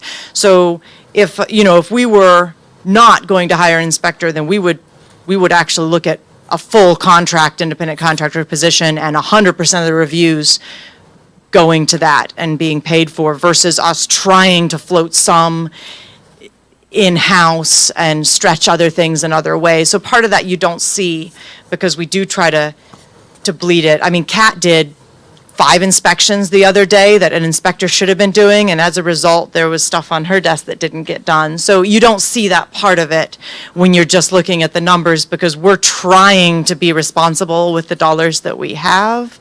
But if we weren't going to rehire those positions, and at some point, I actually did talk to this other company about pushing more of the plan review, because Kat and I are just being buried. So you're going to see a little bit more of that coming through. And if we were on that permanently, then we would push 100% of the inspector's responsibilities to the independent contractor. What do you think that budget would be? What do you think, pushing it to, as you talk about, what do you think you're going to be, what would you be? So I'm waiting on numbers on a contract for them, but I'm expecting somewhere between $100 and $125 an hour for the rate. So then you figure if they're doing plan reviews as well, that's going to be 5 to 7 hours, 3 to 5 days a week, depending on the season. Now in the winter, it's, we do slow down some once the weather turns. So some years that's October, some years that's January, and then the weather turns again anytime between March and June, but we usually have to get past the muddy You're season. saying 5 to 7 just on the plan review, not including? Well, that would be inspections and plan review, so Okay. they would actually, like what we're looking at shifting with this, because of, we just, numerous issues we were having, but we're going to have somebody sitting in the office for the hours that they're with us, available the same as a regular inspector. It has become a major issue when homeowners and contractors are sitting in their house with a scheduled inspection at, let's just say, 1 p.m., and by 2:30 they haven't heard anything, they don't know where the inspector is, nothing's happening, they're angry. Now, finally, the inspector shows up, because, they were in Lawrence County and Delphi and all these other places, and they finally made it here, and they didn't happen to call, but they're an independent contractor, so I can't make them call ahead to either us or the person there, so, both sides are in the dark. Now they fail the inspection. Now they're really pissed, because they feel like they waited for an hour and a half, or sometimes they gave up, and then the inspector showed up and dinged them or failed them for not being there, but he was the one that wasn't there. But an independent contractor can't be told how to do the job, and then we're not getting back notes to tell us what was inspected, what wasn't, and it's gotten to the point where we have contractors reporting deficiencies to us that inspectors are missing, which is a whole new thing to me. Normally they complain about things being too strict, but they're going, these things are dangerous and someone's going to be killed, and I have been able to verify some of those. So we are making some changes to make sure those are addressed, irregardless of an internal hire or not. Okay, 2 questions. One, that position, the building inspector, has been open for a while. Yep. And you've made reference to about, sometimes retired contractors and all. Is it fillable? I think so. It's just, we pay less than, and I'm not asking for more. Like, I want to be clear in that. I understand our framework that we're in here, but we do pay less than a lot of our neighboring jurisdictions. So we're fighting for the same pool, and our time off benefits are worse than what a lot of the neighboring jurisdictions have. So it means that that same pool of people that are pre-qualified, I'm going to have trouble pulling. So then I have to look at people who are unqualified but can be made qualified, as in someone who's not currently certified but has the skills to pass a certification within 3 to 6 months. Right now, I'm sitting with about 4 or 5 applications. I'd like to have maybe 7 to 10 to start an interview process. I've got 2 or 3 contractors talking to me that are, I think, thinking about dropping applications in the next month. So I am hopeful we'll be able to start an interview process. We've been very successful historically when we can find somebody local who wants to shift from full-time construction to inspecting. It's harder when there's not somebody currently at that point. And for us, I think what makes that hard is we're not going to hire anybody who happens to ever change a cabinet out in a house. If somebody has a history of poor work, failing inspections, and I don't mean minor failures, I mean everybody misses something here or there, that's normal. But if somebody's not a good contractor, they're not going to make a good inspector, and other contractors are not going to respect them in the field if they know that that person is someone they've been correcting the work of for 20 years. So, somebody with the same skill set as a contractor is going to make 6 figures. We're not going to pay that. Neither will any of the other neighboring jurisdictions, when you get to that amount.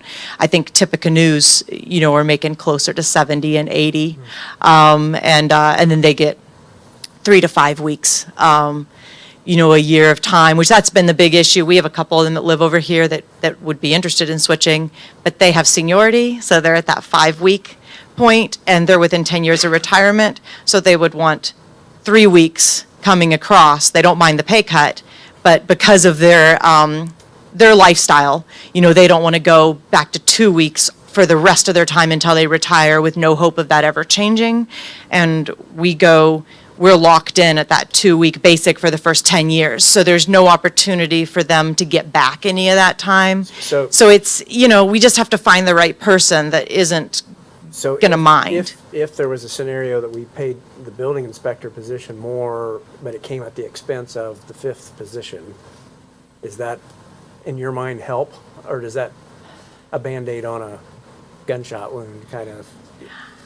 I guess I'd like to see if I'm successful in the hire process, but I guess, we don't always get the choices in front of us that we want. If I were to get to the turn of the year and I can't find somebody to fill that position, then yes, either looking at that or looking at cutting the proposed salary to something less, or looking at maybe a part-time for the 5th. I mean, I would be open to restructure. We need a building inspector, I guess is where I'm going with that. So if I have to pick between, if I cannot make the hire, and we can't make something work at all, and I get past this seasonal change when I expect to get a few more resumes and I have some people talking to me and nothing happens, then yeah, I probably need to figure out what the compromise needs to be to try to attract some of the people that have been very clear with me that they would take the job in a heartbeat, but, and I don't know that the problem is I don't know that it's just a money thing. I can think of 2 in particular over in Tippecanoe that live in Clinton County, and with both of them, they actually are fine with the salary. They would want special permission for them to come in with 3 weeks of time off for their final 5 to 10 years of work before retirement instead of 2 weeks, which would actually be a modification that commissioners would have to be willing to make. And I don't know that, we've done a lot of work to try to figure out the handbook. That's a whole nother question. I know when we asked that question, before we hired the last inspector, so 2 years ago, because the same people were interested then, and both were very clear. They were like, we just can't, we've talked with our wives, we just can't make this much of a cut. And at that point in time, which the handbook was brand new, there wasn't an openness to making an exception to be able to attract talent. So that's a different conversation. But I know for both of those people, I think money wasn't really their issue as much as the fact that they're at a point in life where they're empty nesters and they want to be able to have some time around work to spend with family. Would you, if you were fully staffed, and that means both positions were filled that we're talking about, could we get rid of extra help and overtime? I'm trying to think what's in extra help and overtime right now. 7,000. Overtime we need to keep because we rarely use it, but I do have hourly positions in my, I think there's only $1,000 in overtime. Is there, 6,000. okay, oh, you know what, 1,000 in extra help. I know why we increased it, because we found out this last year that the building inspector has to be That's right. an hourly position. It's always been salaried, and so we went back and calculated how many hours were required to actually do the job, and thus what overtime we anticipated. But we haven't used it at all. Well, we haven't had somebody in the position, so, Yeah. We yeah, need to get the building inspector in place. to see what that picture really looks like. More important. Now, the extra help, I think that's been at like 20,000 the last few years. That could definitely reduce. Well, we're showing $1,000, but that's a new line item, so I don't know if. Or you've that had it- shift. If you've had it. And I don't know, I know I shuffled some stuff because the solar project is done, and I guess I should look at what's in front of me instead of looking at you. Okay, it's the part-time extra help that's 1,000. Yeah. Yep. And then the overtime was always 1,000 historically, but last year we increased that because of the change to the building inspector, but then we lost our inspector in like January, so that was still in the slow period. That overtime calculation, hits across the summer. So, I mean, I can tell you that I don't use either of those line items unless I have to. You always get them back. Yeah. So I don't look at those as places to bleed money to cover other things. I think if you look back historically, you've almost always gotten those back unless we've had a need. I know a few years ago, our administrative assistant was out on maternity, and we did use those line items to pay our previous director, Mark Mills, to come in and handle the front desk for us for, a few weeks, and that worked well. But I think that might be the last time we actually used that extra help line item. I would say if you have 4 applications, you should be interviewing. Just try to find this person. I think if it's a money issue, we need to know that, and we can figure out what to do about it. So I think the challenge is, do you want those 4 applications to actually have the qualifications that are needed for the position in order to start an interview process, or you do just want them to simply have a name on them? Well, if they're not qualified, then you wouldn't even keep them. I mean, I wouldn't. Well, I don't know, any application that's complete that's handed to me, I do put in my folder, and I put a label on, and I note when I received it. Doesn't mean I'm going to give them an interview, but it does mean I received the application. If they call and say, do you have my application? I'm going to say, yeah, I do, and So when you said you had 4, So- but you haven't started an interview process, these 4 maybe aren't even people that you would call in for an interview? I'm just confused. yeah, and I don't know, like, this is recorded, so I want to be careful what I do or don't say about somebody who's applying, but I cannot tell, that position officially to apply needs a high school diploma. That's it. Now, that doesn't mean that that's what, they've got to be able to certify within 30 days. So if I look at that and I think, this person has very little or no construction experience, I'm not sure they can certify in 30 days, I'm going to have to fire them. Why would I put somebody in that I'm situation? just encouraging to, if you have viable candidates to. And there may be some merit there. I think part of, like, what makes me leery is the situation we dealt with that we came out of in February. We kind of got there because we didn't have a lot of depth, so we hired what we had, and we ended up in a very much less than ideal situation. So I guess maybe as an administrator, I'm like, maybe I should make sure I have some breadth to try to make sure I actually get somebody who would be employable in any situation and would be desirable to be in my office. And I don't know how to say that in a way that, No, and I think it's fine. I think all of us want you to have this position, we need to get it filled, and what is it gonna take to get it filled, is Yeah. what we're basically saying. Tell us what you need, and then we can figure out if we can do it. I appreciate that, and I think I want to let the construction season, and I know I've had 2 or 3 very promising phone conversations with contractors who have interest here in the last 2 weeks and sent some resumes out. I'm hopeful that some of those are going to come back to me. So I'd like to give that a chance to work. I mean, another 4 to 6 weeks at this point is not the end of the world. But if I don't get applications back, or I start this interview process and I'm just not getting what I need, then yeah, I very much appreciate, and we'll come back to have that conversation about how does this need to be reframed. But I don't want to just be like, throw more money at it, So, if I haven't. If you do the math of the 10 hours a week at $125 an hour for a contract times 52 weeks is 65,000. So I feel like we're in the right ballpark Right. for the position. I think let's give Liz the freedom to try to fill that position. I think what we really need to give her is guidance on what to do with the other position. And I guess I'm sold. I feel like it's needed. I feel like the growth of the county, the growth of the workload is only going to increase. I think as the LEAP district spills over into homes that are going to be built, businesses that want to partner over there, whatever. So is there a consensus on letting Liz move forward with the 5th position? Yes. Okay. Nobody has any objection to that. So I think what I'm hearing here is that we keep the budget as approved. As You requested. make your Yes. effort to try to fill the building inspector position, and we revisit it if you're unsuccessful, and we figure out what Plan B would be to make it more attractive. And I'll bring that back before the end of the year if I'm not successful. We're not gonna, it's not been that long since we posted that position, given what it takes for, in the time of year that we were able to post it. But we feel that need acutely every day, and there's a lot of frustration, among my staff with kind of how not having that position filled affects everybody. So I will definitely, I appreciate your openness. I will definitely be back if we're not being successful. Alan, what was your number on $125 an hour? I did 125 times 10 hours a week. Oh, 10 hours. It would be more than I that. missed that part, sorry. Okay. I was gonna say, it would be more than 10 hours a week. I thought you'd said 10. Did I miss?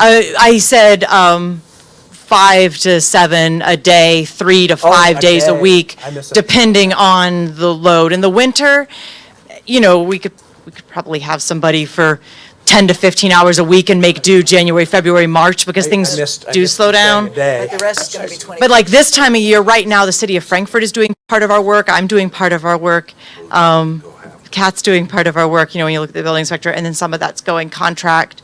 So if you pull all of that in with one independent contractor, I was running some numbers for the new company we're looking at right now, and we discovered pretty quickly, most days right now, 5 days a week, we're looking at 4 to 6 inspections, and that doesn't include plan review time. And an inspection for us takes anywhere from 45 minutes to an hour and a half because we're big, so there's drive time. So you figure for every inspection, we usually say an hour of driving for every inspection. Once in a while, they call in close together and we get lucky, but we can't plan that. So, it's just the size of the county that it takes. So we can usually do, 7 or 8 in a day max unless we get lucky and they all call in one place. Well, I appreciate your patience. I know we'd asked you to wait on that position It's while we had okay. these discussions, but I feel better now. I feel educated that we're making a decision with all the facts. So I say get them filled. Okay, and I appreciate your support, and it's not a big deal. I know you guys have to juggle a lot of budgets, and if something changes, let me know. Okay, thank you. Thanks, Liz. Okay, I think that was the last departmental, Just crossing them off to see. yeah. Yeah, they're all done. Yeah, they're all done. Okay, so the last one that was the bullet point here is the salary and wage discussion, but I do want to bring up real quick before we do that, the topic of the insurance. And we know, as I shared at the last hearing about how our claims history is not trending well, I think it's very likely that we're going to get a 30% plus premium increase notice. We have 10% in the budget. Our budget, I guess I would call it balanced. It's technically, if we have more spending in here more than I would project revenue, but we never spend the full budget. And if you spend what we historically do, we have a balanced budget. But that's at 10% on the insurance. And so, going beyond that would require offset somewhere. And so I guess I wanted to get the council's view and consensus on, are we kind of drawing the line here at 10% and saying this is what we can afford to do, and then we give instruction to the benefits committee and the commissioners that, hey, find a plan that works in that budgeted amount?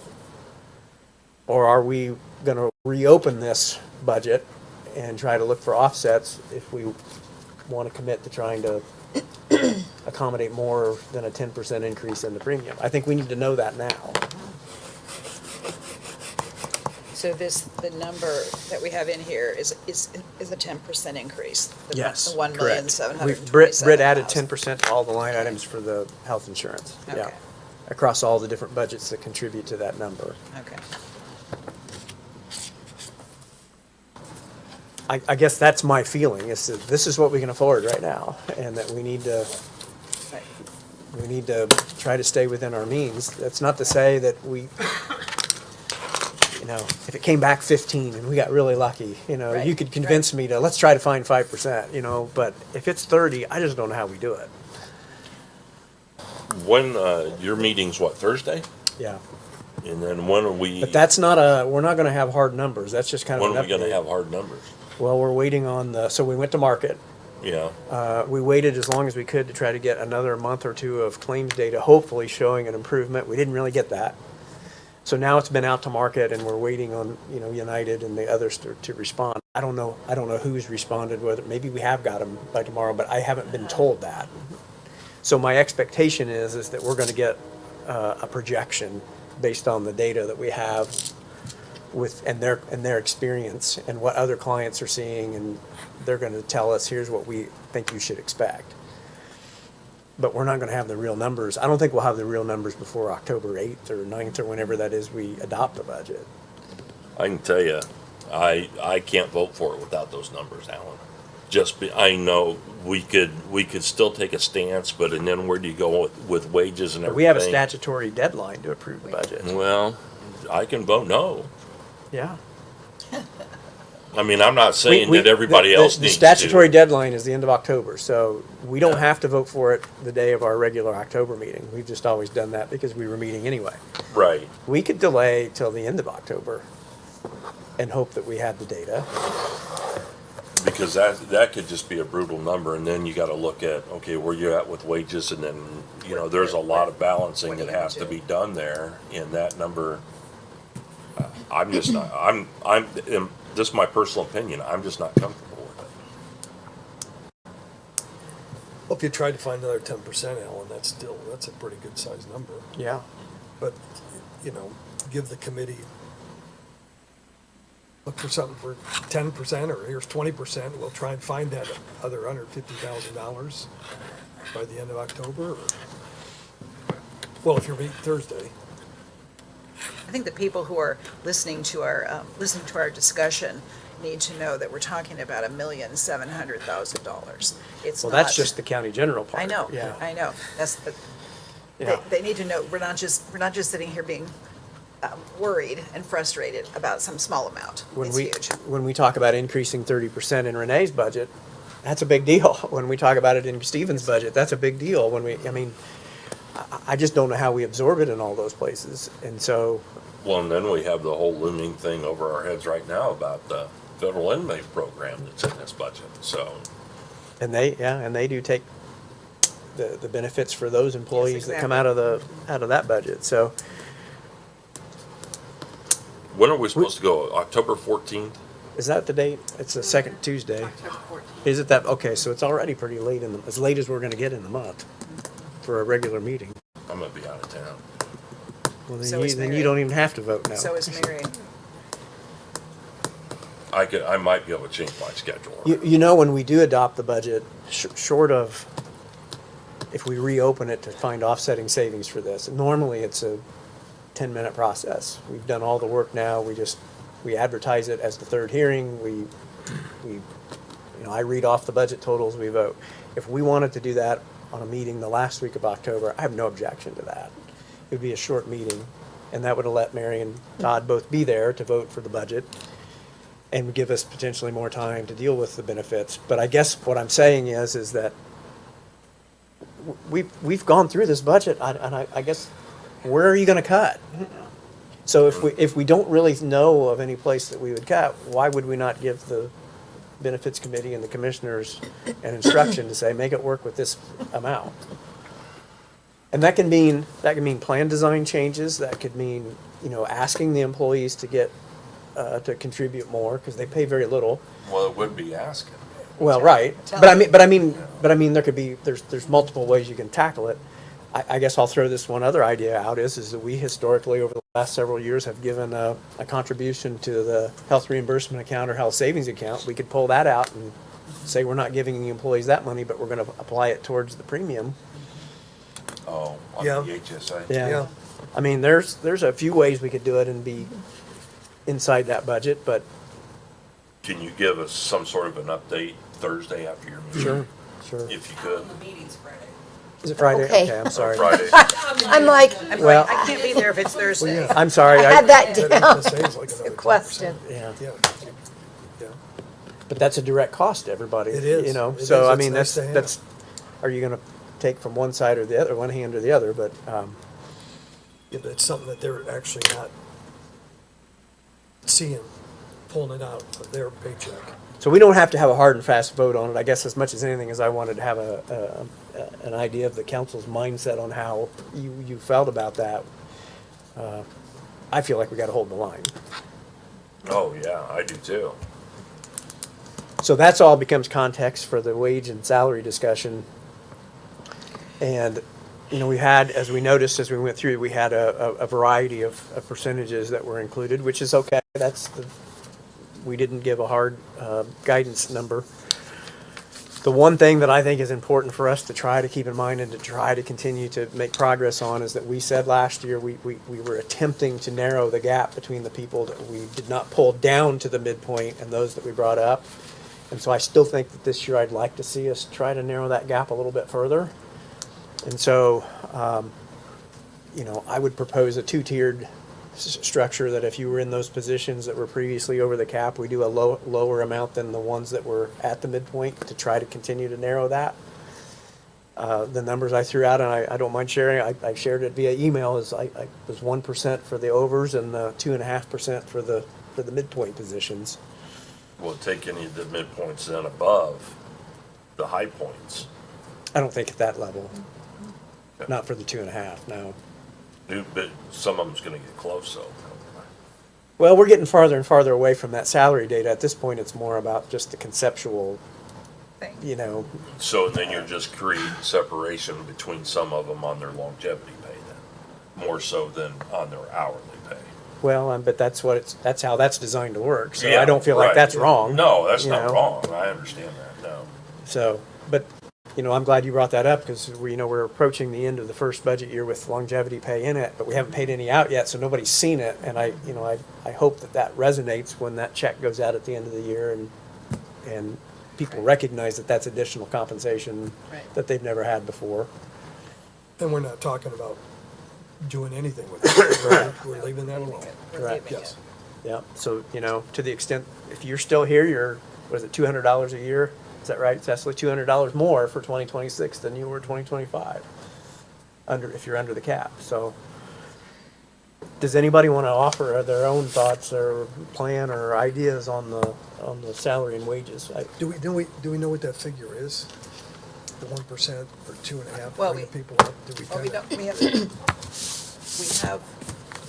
and 2.5% figured, but we don't have a 1% figure. So it'd be somewhat, I don't think that we didn't have a whole lot of positions that were over the midpoint. It was not a small number, but it wasn't a large number, so I guess you could say, if you looked at that 2.5% column, You'd be pretty close. you'd be pretty close. Okay.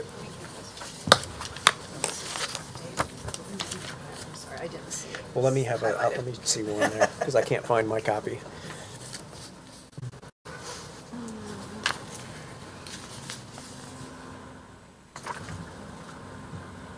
I guess the main point would be, Jeff, that if we went with that structure, it would be less than what's in the budget now, because we Okay. did have some departments that submitted higher. Yeah, that's right. Yeah.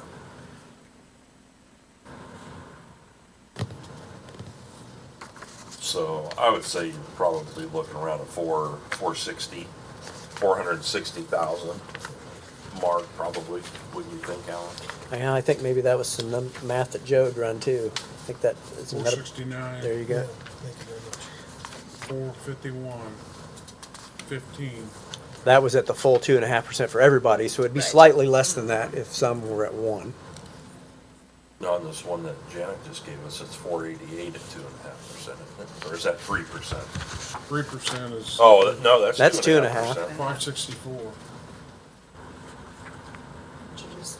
583. You got a new one, Joe? He does. Yeah, His as is a of little bit yesterday. different than mine. Let me see what Joe's looking at. I printed it out.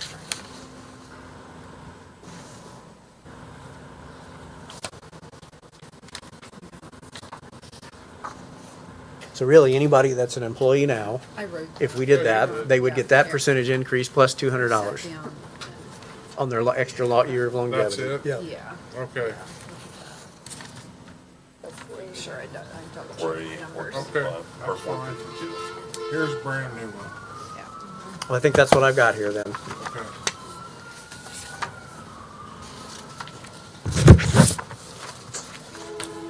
I guess in my mind, that was a little bit of savings, and, you know, that would give the council at least the ability to consider that as some additional funds to go to benefits if we wanted to.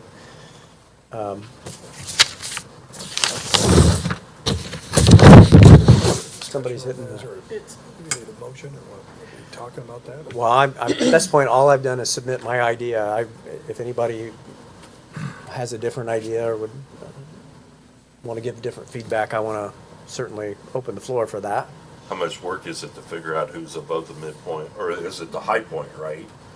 No, it'd be the criteria we used last year was that if you were above the midpoint, you got 3%, and everybody else that was below the midpoint moved up to the midpoint, regardless of what that percentage was. That's right. So it was either a raise to the midpoint or a 3%. And so this year, we'd be saying everybody last year that went up would get 2.5%. Everybody that was already over would be limited to 1 as we try to narrow that gap.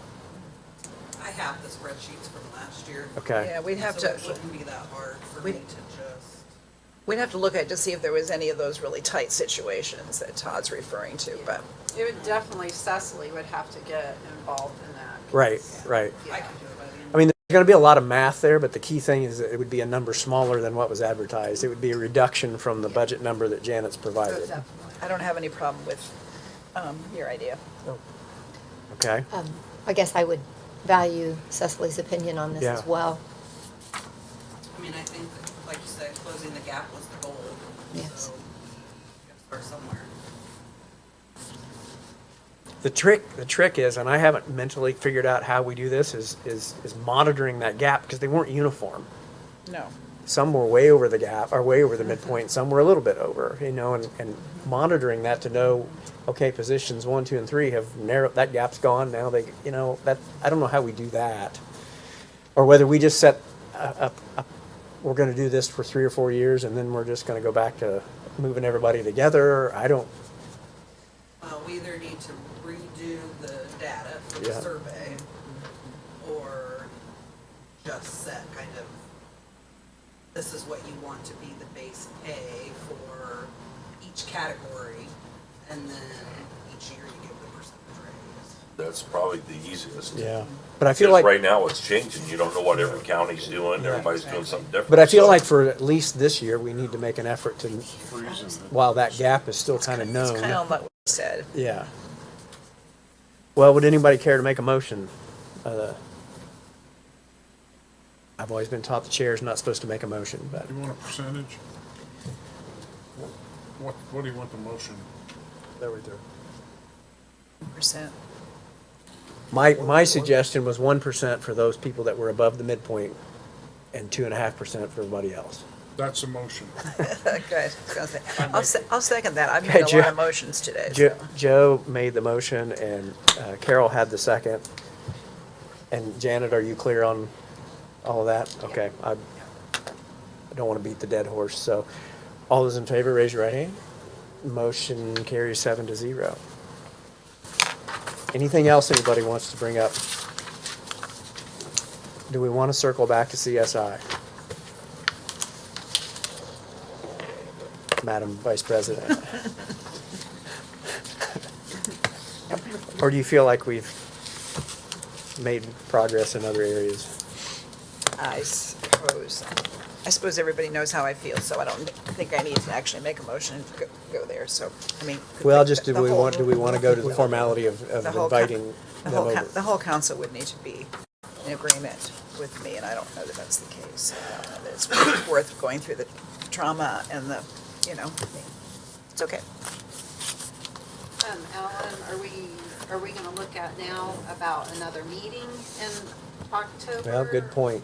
Or, Let's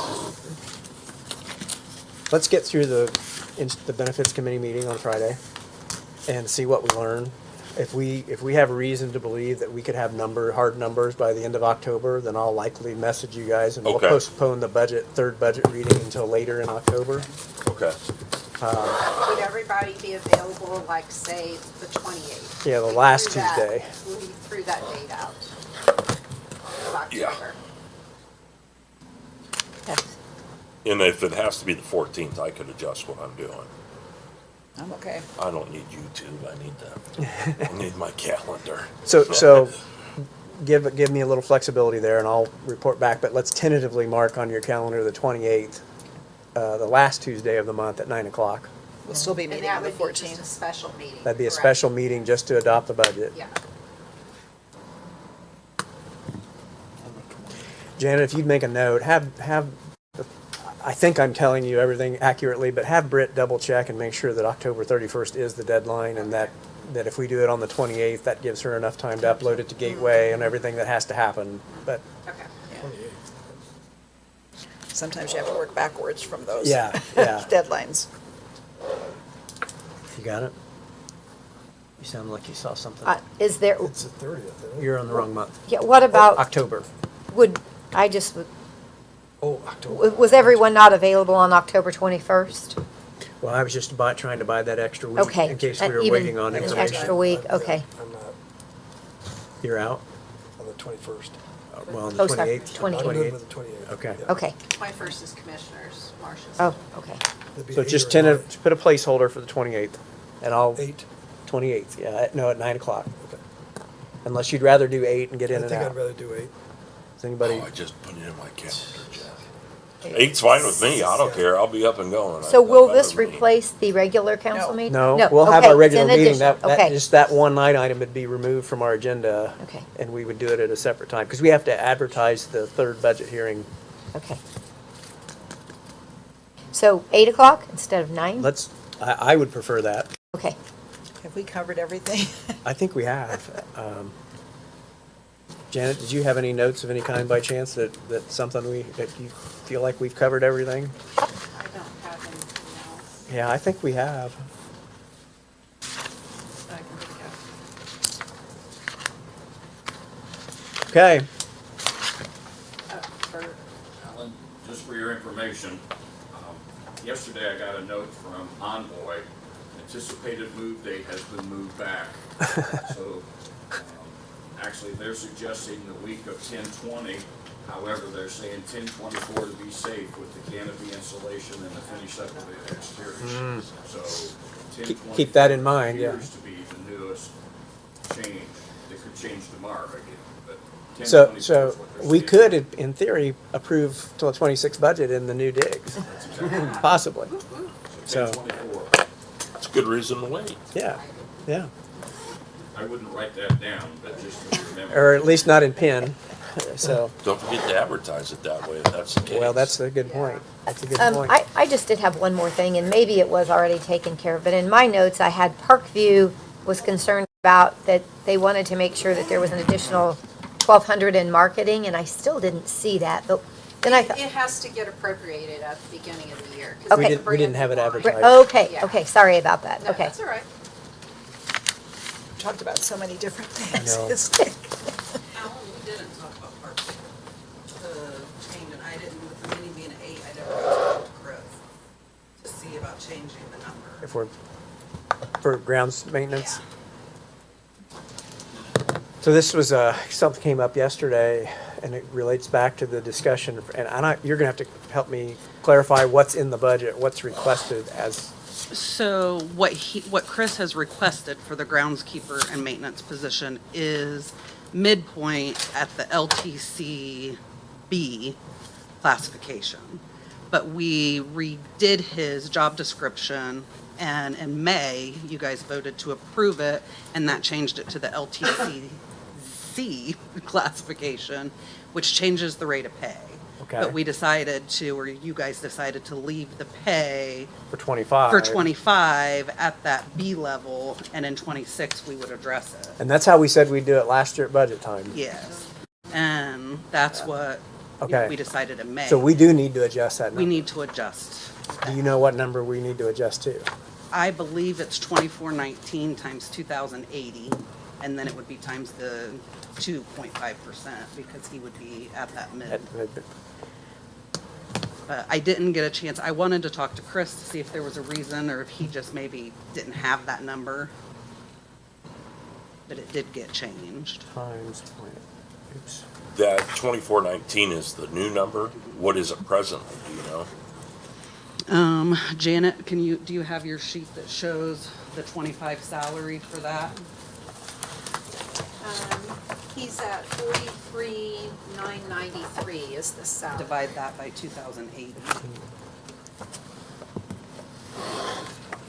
If you recall, Todd, the issue last year was that we didn't capture the more skilled trades that Right. position did. It was treated Right. as a groundskeeper and not a maintenance person. So when we reclassified it appropriately, I came up with that mess. So I took whatever you said, 2419 times 2,080 times 1.025 to capture the raise, and that was 51,573.08.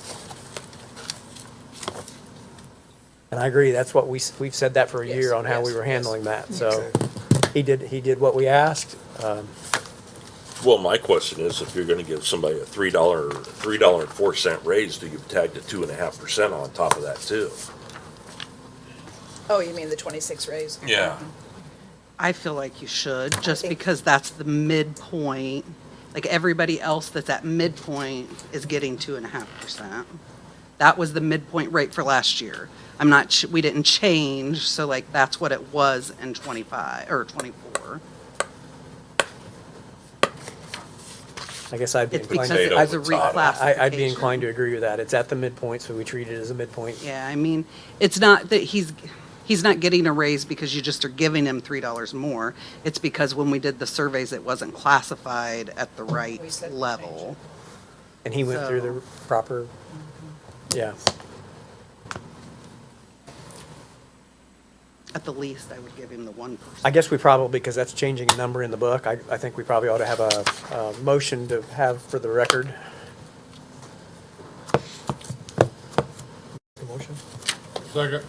So Jeff with the motion, Joe with the second to make that adjustment to the rate of 24.19 per hour times 2,080 hours with the 2.5% increase for a total of 51,573.08 for the grounds maintenance position.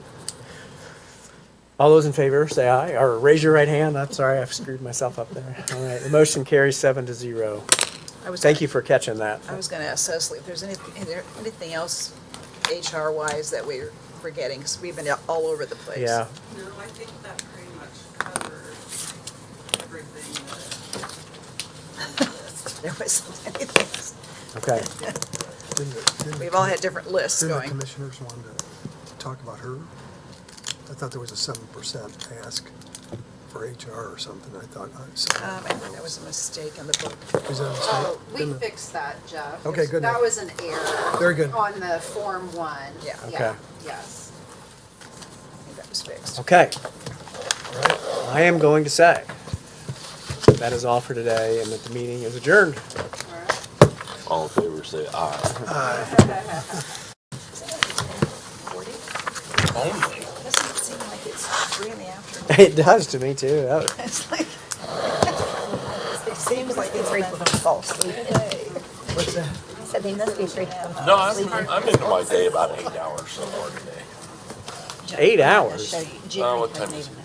10? No. You got up about at 3? 6:30. We call, Or yes, 4:30 yeah. or 3.